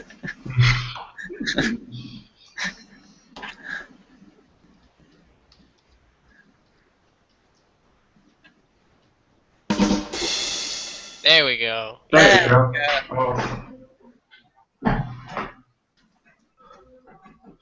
Have you ever dealt with people stealing your butter and juice? I mean, artwork. That's the question from Andrew. Have you ever dealt with people stealing your butter and juice? I don't know. I think I don't think that's happened. I don't think anyone's stolen my art. What about you guys? I've never had No. like a serious case. I see it in places like it's really cool that people actually play police for you on the internet. Like there's a lot of nice people on the internet and they see something from you and they think it's kind of dodgy. They just message you. I've had a couple of times. But usually it's not even worth to get yourself worked up about it because it's like Right. because big professional companies don't do this kind of stuff. The ones who, yeah. I don't think it's a big issue. It's not like your artwork will be stolen from like a major art director and hang out as a movie poster. So Yeah. they will make millions of dollars for your artwork without you even knowing. Yeah, there's a guy who has a full-time job, and every day he just turns in your painting at the end of the day, and he's like, "Whew, that was hard." Yeah. Maybe secretly without it. I don't mind. I haven't heard of that. Just surface blur it. Good for him. Yep. Like I don't care if people bash my concepts or take parts of it. Like I'd probably not because they're too shit. But if they would, I wouldn't mind. You can bash my concepts into your concepts. It's okay. Oh, now I'm gonna do it. Watch out. Have fun. Try to make it good. Oh, stop it. Question from Gabe. Gabe Brandt. Alright. Do you guys think specializing in environment art is becoming more and more common? Is character art becoming less pursued? I know in general everything is blowing up. What do you guys think? I think there's no rule to it, actually. I think it's the same, Yeah. but I think there is something about environment art that makes it, say, more appealing to the general public, and therefore, in an online sort of community, it will look like it's more popular because it's sort of like an entire thing, and if it takes your eye, then it feels like a full thing, and characters looks more like production art or more design-based art. So it's maybe not as interesting for such a broad audience. But in the industry, it's the same. I think. I don't think there's a difference really. I think just do whatever you want and be awesome at it, and don't worry. I would say in terms of don't worry about your audience and will you have and people interested in you looking at your art, authentic about your. I mean, you should be authentic from the starting point with what you're doing. You're not doing it for likes. You're not doing it for, I don't know, awards. You're doing it for yourself, and that's the most powerful motivation ever. And the the hardest you can be on yourself actually. So I wouldn't worry about it that much. I would just do whatever feels right, and that's where your unique style comes from. That's where your decision making is coming from. What do you like? How do you like deal with visual problems, and how do you work with that? But in terms of environment art being more popular than character art, I wouldn't agree with that.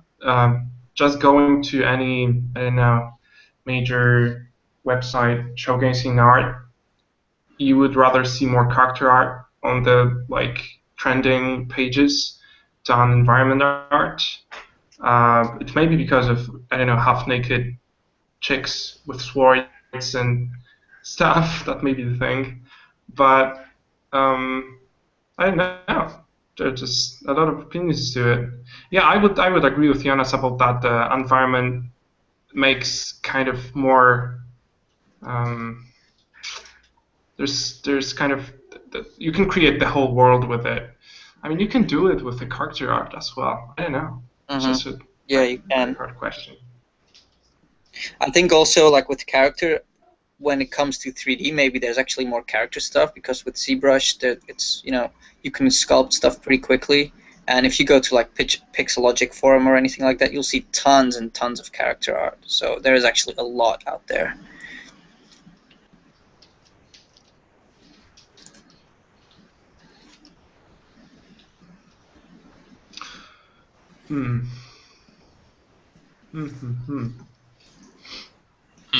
What if there is no character art and there's no environment art? There's just art, and maybe your environment is a character and your character is an environment.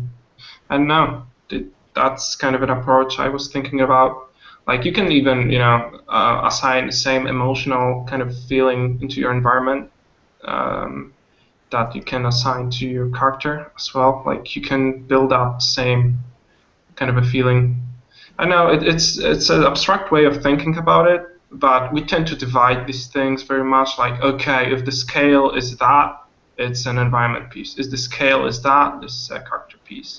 Right. But actually, yeah, you can do a lot of illustration stuff combining both. Why not? Yeah, exactly.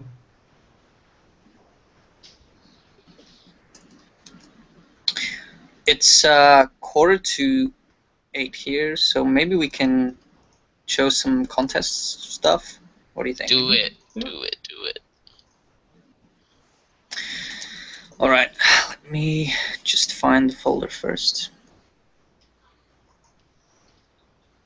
So we'll go through a bunch of stuff, not everything, because there was like 5,000 submissions. But we can show you a couple and just sort of show you how we rated them and maybe some things that you can improve. Let's have a look. Actually, first let's talk about our winners, because I think the winning pieces were pretty amazing, and so we can announce that. The only problem is that I don't know how to pronounce any of the names of the people who won. So yeah, that's a hard part. okay, I will share the screen.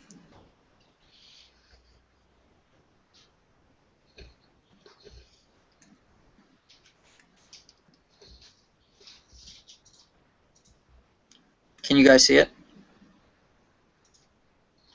Yes.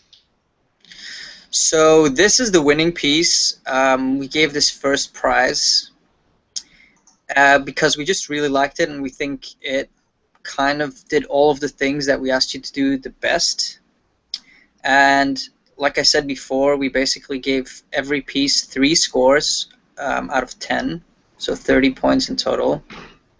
And the first that we always looked at was the technical skill, which is pretty high here, but you know, I could do an overpaint of this because there's still issues. You know, there's like some weird values on the girl, and there's like some scale issues with the kids and stuff. So you know, it's not a perfect painting, but it's generally pretty good technical skill. You know, like the person clearly understands light and different materials and all that stuff, composition. But I think the best thing about this is despite that, besides that, the storytelling is just really nice. I think. I mean, we were looking at it and we could really come up with the whole story about who this guy is. You know, he just arrived in this new town, which would be Armadan, because you can see that from the setting, and he's got some sort of, you know, he knows how to do some sort of magic, and these kids, you know, gather around and watch him do it. And the cool, like, sort of attention to detail is that you can see, like, this kid here on the right, he's got a little wooden sword, and this guy has a real sword here, so he's clearly like a warrior. So you can see, like, the little kid looks up to him and you know, probably has heard stories about knights or warriors and wants to become a warrior when he grows up or something like that. And then you have some seedy guys in the background smoking a pipe, so you know, there could be like a side story or a side character or something like that. But so yeah, it's a really nice piece, and we gave it like a 9 for technical skill, an 8 for design, and a 9 for storytelling and originality. So yeah, 26 points. Ooh. And the winner's name is, I will try, Lapun. If I said that right. So you will be getting the Last of Us art book. Yay! Yeah. Yay! With some items. Hey. Then the second place went to this piece here by Jan Brems. So yeah, this, maybe Wojtek, you can say something about this beautiful piece. Yeah, we were very struck by the composition of the first place. It was very classy. It was standing out in terms of how clean it is and how classy it is. And we were also impressed by the story, even though it's very random. Maybe that's why it's so appealing. Like, why there are knights with, like, you know, skulls only, like skeletons, and what's the purpose of that pigeon bird, and what it's doing? Is it healing him? You can, like Jonas said when we were judging the work, you can come up with even a gameplay to this, or you know, or a game scenario, or I don't know, a setting. Yeah, like you could really invent like a sort of a logic that is internal to your, let's call it IP, because like what's suggested with the pigeon and the sort of healing effect or whatever it is that's going on with the arm, I could see that as being a unique game mechanism. I don't know how it would work exactly, but I feel that there's a potential there, basically. Yeah, and in the background you can see some bridges that may be used by the character to walk around, and yeah, that's really simple but well executed in terms of storytelling, composition, and design. And we gave it an 8, a 7, and a 10. So even though it's beautifully painted, you know, when we looked closer, we still saw like you know, the person's brushwork and stuff can probably be improved, and some of the effects. Yeah, I mean, it's weird because yeah. It's a beautiful painting overall. So you know, but if we had to compare it with the winner, we thought that the winner just showed a tiny bit more technical skill. But we gave the story a 10 actually, because yeah, like we said, it can really, your imagination can just really come up with all sorts of stuff. So yeah, it's 25 points. So it's the second place. And then let's look at. We actually had a draw for the third place between two pieces, and we really couldn't decide which one we thought was better. So we just gave two people the third place, and you're both getting the How to Train Your Dragon art book, and Jan is getting the Assassin's Creed art book. Yay! Yay!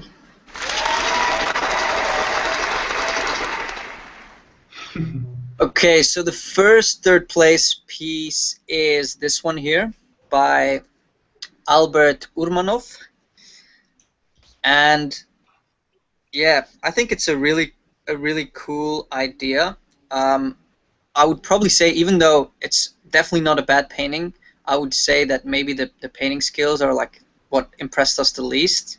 Even though the person has like good drawing skills and like some of the character Yeah, stuff. it was enough to present an idea, right? And Yeah. I think this piece went the furthest with the presenting the world mechanism. Like it could serve as a concept to I don't know, to do. You can tell because you have here like a main character supporting kind of a character, citizens of the city or something. You have some minor stories to it. You have a main story to it. There's a lot of going on, and yeah, I think it was very strong in terms of showing everything, but not being super crowded at the same time. Yeah, so we gave us a 7 for painting skills, an 8 for design, and then actually a 9 for storytelling and originality. We really liked the sort of the side character that this mount is, because he's clearly the man of Armadan and he's impressive, and he's got these droids around him. But the interaction between this character and his the man's mount, his creature, is really cool. Like the guy's dropping his apples, and yeah, there's just some really nice storytelling there. It's really cool. And then the second piece is by Ina Viuzanina. Okay. Can we have a show where you just pronounce names? Just we give you a list for 3 hours. You have to pronounce all the names. I don't think I'm that bad, actually. Okay. It's okay. So, Wojtek? I will give you some Polish names to pronounce, man. Yeah. All right. Yeah. So this piece was impressed us in terms of design and story as well. Because if you will look up closely, you will see a lot of emotional stories to it. Like there is a lot of relationships that you can read from these characters, and you can tell by the look on their faces, and yeah, like you can come up with a good story. I like the design of the throne and how the gold stuff is painted, and yeah, so actually we basically gave the lowest score for technical skill, so this actually proves that you don't have to be a great painter to get a high score. I think the guards and stuff, I feel like she's not looked at enough reference, and could have probably painted it better. But like Wojtek said, the design is actually really cool. I think the throne has some really nice shapes here. I love how this armrest is carved out of really simple, like gold shapes, and then some of the ornament placement. And what we liked about the design as well is that even though it kind of looks oriental, it doesn't look like any culture specifically. We were like, is it like Chinese or more Persian, or like it's a nice mix. So it's like, yeah, in terms of design, it's good. And then yeah, storytelling and originality is definitely the best, because there's you could easily make up a whole story behind all these characters. Even the bird, actually, I can already see something. The bird like repeats everything he says, and maybe gives away some sort of strategy, and then the enemy finds out, and then I don't know, something like that. Yeah. Actually, there was there was a bird like that in a trial in South America a couple of years ago, about adultery, and basically the guy in this whole thing had an affair with a woman, and his wife didn't know about it. But when his wife was away, and his mistress came over and he did stuff, he was saying her name, and the bird started repeating it, and so basically the bird had to go to court. Like the bird was actually a witness in the court case, because that's how she found out that he was cheating on her. Wow. True story, bro.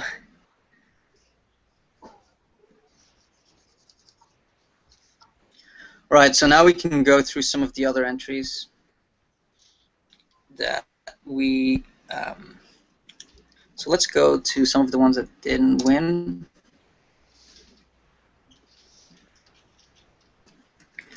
So this is a piece by Adrian Massaro, and this one actually is one of the runner-ups because it's a really cool piece. I think the overall colors, like the color grade from warm to grayish cool at the top is really nice. The composition is nice. I like the fact that he gave him like arms and took the word Armadon like more literally.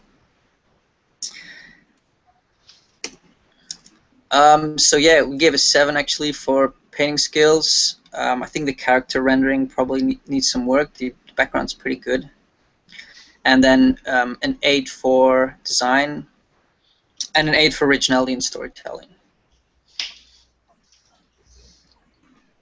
Like, if we have to compare the storytelling to the previous, even though this is a cool image and I could make up a story, I'm getting less cues about the universe. Yeah, it's kind of a cliche character shot. Yeah, even though it's good. Yeah.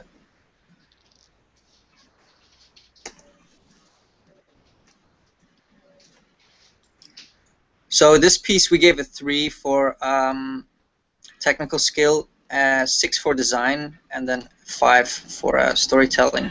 So 5 for storytelling because there's no man of Armadon visible to me. Maybe he's painted somewhere, but maybe like this shape over here. But you know, I have to really go. This is not Where's Waldo, so I have to really go look for him. So yeah, that doesn't work for me. I gave the design the most because I think some of the ideas could be cool if they were like rendered properly.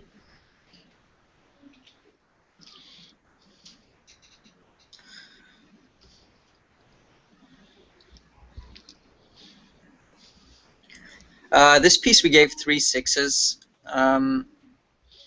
I guess the technical skill kind of speaks for itself.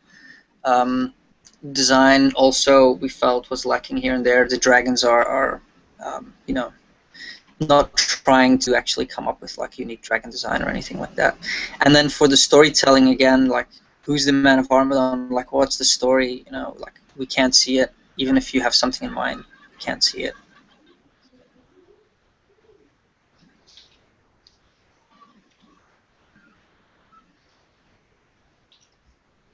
Wojtek, can you do another one? I'm gonna get something to drink. Yeah, sure, man. Yeah, so this was the piece that was really nicely rendered and very detailed about drapery and stuff. So we gave it a 7 for rendering. It needs some hard edges, and I think it needs more. I know it's very clean. It's a different technique, but it speaks for itself. Then there's the design. There's some thought to it. But actually, the whole shot is a close-up shot. So there's not so much story to it. I think it would serve as a, I don't know, supporting painting to something bigger. Like I can imagine the whole scene standing, like the guy is standing maybe, I don't know, somewhere in the forest, and there's like a tomb, and I don't know, he's waiting for somebody to come, and you can get so much story to it by expanding the shot to make it maybe even so we can see the whole character. So yeah, it works as a close-up, but it doesn't tell that much story. So we gave it only a 3 because it's just a guy standing with them. Yeah, it doesn't tell us anything about the brief. You know, the brief is Armadon is one of the key parts of the brief. Like even if a city was suggested instead of a forest in the background, even with those simple strokes here, that would have already gotten a higher grade because you're following the brief. But you know, we said Armadon is a city and not a forest. So how do we know what Armadon is?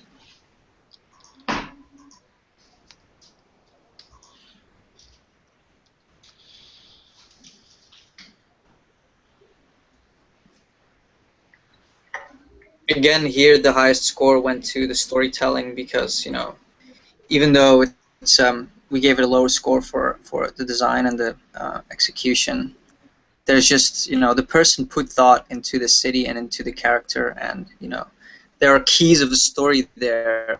You know, they could be presented better, but the idea is there, and that's the only thing that counts in the score. You know, there's a screen here, breaking news, Armageddon's most wanted. You know, even if it's just that, adding text, it's just visual storytelling. You know, like speed limit 55, and, you know, these cars are like flying. Yeah, it just tells you something about the place. So.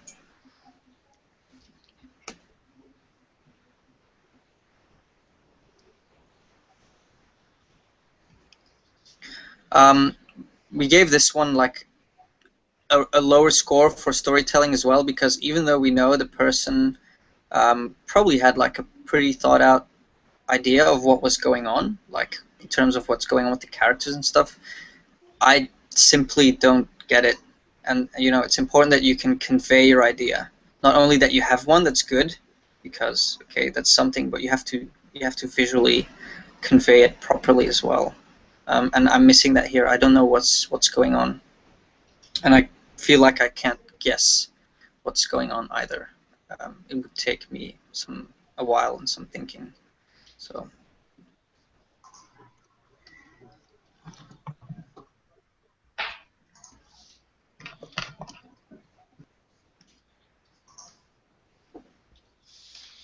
With this one, we gave cool. the most points to design, because the person tried to mix science fiction shapes with sort of medieval Gothic shapes, and that could be cool. I think it could be cool potentially, but, you know, the storytelling is the lowest because, again, they're just random characters. We don't see who's the man of Armageddon. I mean, I would guess the biggest guy, but it may be a woman. I'm not sure. It could be. It's hard to tell from the outfit. So yeah, I think that was the biggest lack here. It felt more like just a concept piece, just like an environment piece, and the characters have like no meaning. They look just like pedestrians. Or, you know.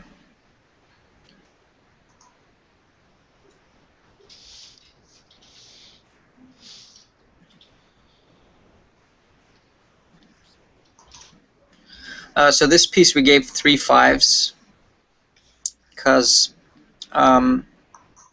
yeah, we feel like every part of it is mediocre. Like, you know, the design and the idea feels a bit cliche to us. You know, the representation of a wizard feels a bit cliche to us.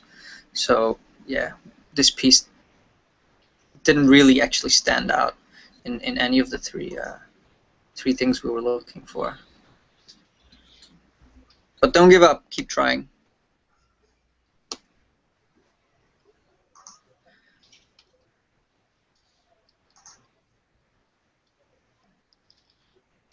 So this piece actually got a pretty high score. The lowest for technical skill. I think, you know, the rim lighting on the statue is really overdone and doesn't make sense. There's like a light coming from the right, but it looks like a medieval setting, I guess, so I don't think they would have lamps or lights. I'm not sure. Mm-hmm. I think the design of the statue is very cool. Actually, the statue itself is very cool. The composition needs like some space on the left, and it's a bit too claustrophobic. But then, yeah, the story and originality we gave an 8 because there's actually some storytelling here. Again, just use a simple sign to tell you about this hero of Armageddon. You can already see, like, okay, the man of Armageddon is someone who saved the city at some point, or, you know, killed these creatures or something like that. And then the little boy who has probably heard about him and is looking up to him. So that's good storytelling, I would say. Like, this has a potential to be good storytelling, but the execution, you know, is slightly less good, and that's why it didn't win. Awesome. I think we have to wrap up in terms of going through the work. I think we covered enough of it. maybe we can do some more next week, so we can go through all of them, because I think there's so much work that people put into these artworks that it's really cool, just to to talk about it. We go could through them. do some overpaints or something. Yeah. Yeah. Yeah, that's a cool idea. Yeah, we can prepare some overpaintings for the next session. That's a cool idea. Let's do it. And yeah, right now we can just come back to Eytan. Why am I seeing a big... That's weird. Hold on. Green screen death.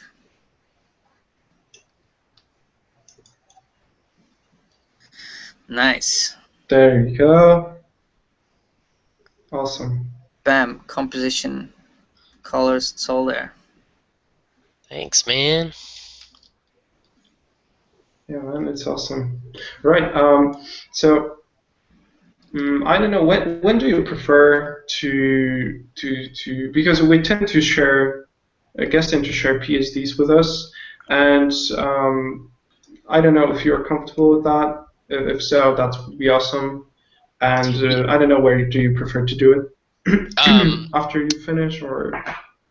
Yeah, I can work on this more this week and like take it even further. I think that might be more helpful, Awesome. And then I'll give it to you guys. Just because I love you guys. That's awesome. Oh yeah, people will appreciate it as well. Yeah, giving something to the community.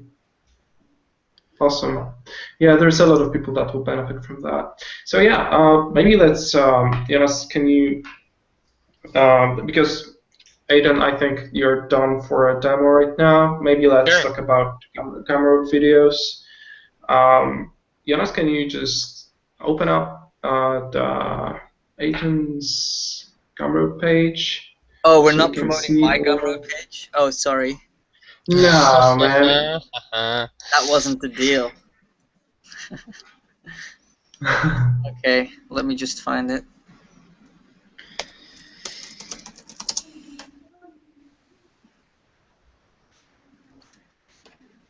Alrighty, pants. I found it.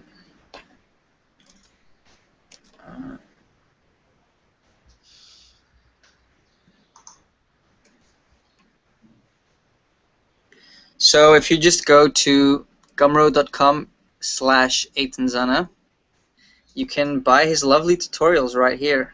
The jam. So. And I'm working on another one. Making another one. Can you tell us what it's about, or?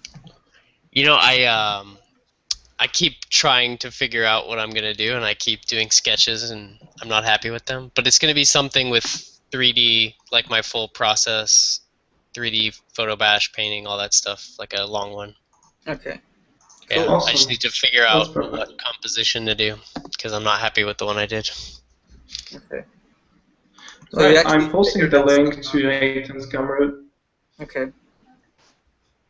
The event page, so you can go there for a full link. Yeah, so I have already seen 2 of those, and they're really awesome. I like how in-depth Eytan is going in the thumbnail video, so you can actually see how he sketches off these really sexy compositions. And then you have the second one called Current Light, which was just awesome, because Eytan takes one of the thumbnails he worked before and takes it into the full painting like he did today, but he covers much more because he has more time. And yeah, I think that's it. So go buy those. For $5, God damn it. God damn it. Yeah, it's just bargain. It's weird because, you know, I was for such a long time I was just looking up to your work, to the work of other artists that are sharing Gumroad tutorials right now. I was like, how the hell they're doing that? And right now there's such a bomb of knowledge, like dropping every day, and it's crazy because I'm getting so inspired by every tutorial. I'm like that. Every time I watch a tutorial, and it's like, it's not the magic. You want to try some new stuff. Yeah, exactly. It gets me excited about trying new things and such. And actually, it's just the best time to buy those because I don't know, the era of, I don't know, 60, 80 bucks tutorials, I think it's gone. So it's more direct, and you are sure you are supporting an artist, not a company that manages, I don't know, printing out DVDs and burning them. You're sure that the money goes to the artist, and you're sure that you're supporting the guy you're learning from. So and yeah, you get to learn. You know, it benefits everybody. Oh yeah, that's the best thing, because that knowledge was like somewhere else for like years. It wasn't totally, if you wouldn't get into Naughty Dog, you wouldn't probably learn that from me. Basically, if I wouldn't go to your computer and look up and hey, what you're doing, I wouldn't learn from the things yeah. We have level up as well, right? But it's not. Yeah. we cannot afford to devote so much time to it. But basically, the alternative is Gumroad, and it's awesome because you can provide people with value because it's basically a product, and you can learn so much from it for such a low price. So yeah, go buy it. Go buy it. All right. Go buy it. Subliminal message. I think we are done. All right. I think it was awesome. Yeah. Thank you for coming, Eytan. It was super insightful, and thanks so much for having me, guys. I'd love to do this again if you guys ever do doubles of people. I'm sure you're still working. We haven't done them yet, but I think we will do them because we will run out of artists without pacing. Yeah, pretty soon. So yeah, sure, man. We appreciate your offer, of course. Yeah. Yeah, awesome. Stay tuned. Yeah, some butter. I hope everyone enjoyed watching this. I hope I offended everybody. No, we didn't draw any dicks, man. We didn't draw any dicks, you're right. Oh, man. Oh, actually, that reminds me. I have a question for you. Yeah. Would you rather be Godzilla or a billionaire? Billionaire. Duh. Okay. So if I'm a billionaire, I could create as many Godzillas as I wanted. I could become Godzilla with all my money and still have some left over. So then, okay, all right. Both. Yeah, that's a different take on it. Yeah, bam. Awesome, man. Where does that question come from? It's a weekly question we ask everyone. Oh, okay. All right. Yeah. We have no idea where it comes from, actually. Where did you guys? We actually didn't get to ask it last week to Miles because he sort of dropped out in the end. He lost his work as well, so we don't have his work anymore. No. I think he did it on purpose. Does everyone say Godzilla? Most people do, I think, but not everyone. Oh. But the choice of either one is not the funny part. The explanation why is actually the good part. Yeah. Everyone has a different. I feel like I could make like a giant Pacific Rim mech suit if I had a couple $1 billion. Yeah. And then I could just be my own version of Godzilla. Godzilla's much bigger though. Than I know. Jaegers. Did you know that there's a space Godzilla? Yeah, Mecha Godzilla. Right? And Mecha Godzilla. And did you know that Godzilla has a retarded son as well? Godzuki. Dude, I'm not kidding. Hold on. Yeah, Godzuki. Yeah, I will show people what the hell? Godzilla's retarded son. What? How do you say what's his name? Who's Godzuki, I think. Godzuki. Yeah. Who's the matter? God damn it! I don't know. I want to see the Godzilla. Here. I found an image. Hold on. This is getting better and better. Have you watched like all the movies, Godzilla movies? Or? That's Godzilla's son. I cannot see your screen, man. There you go. Oh, snap. Dumb.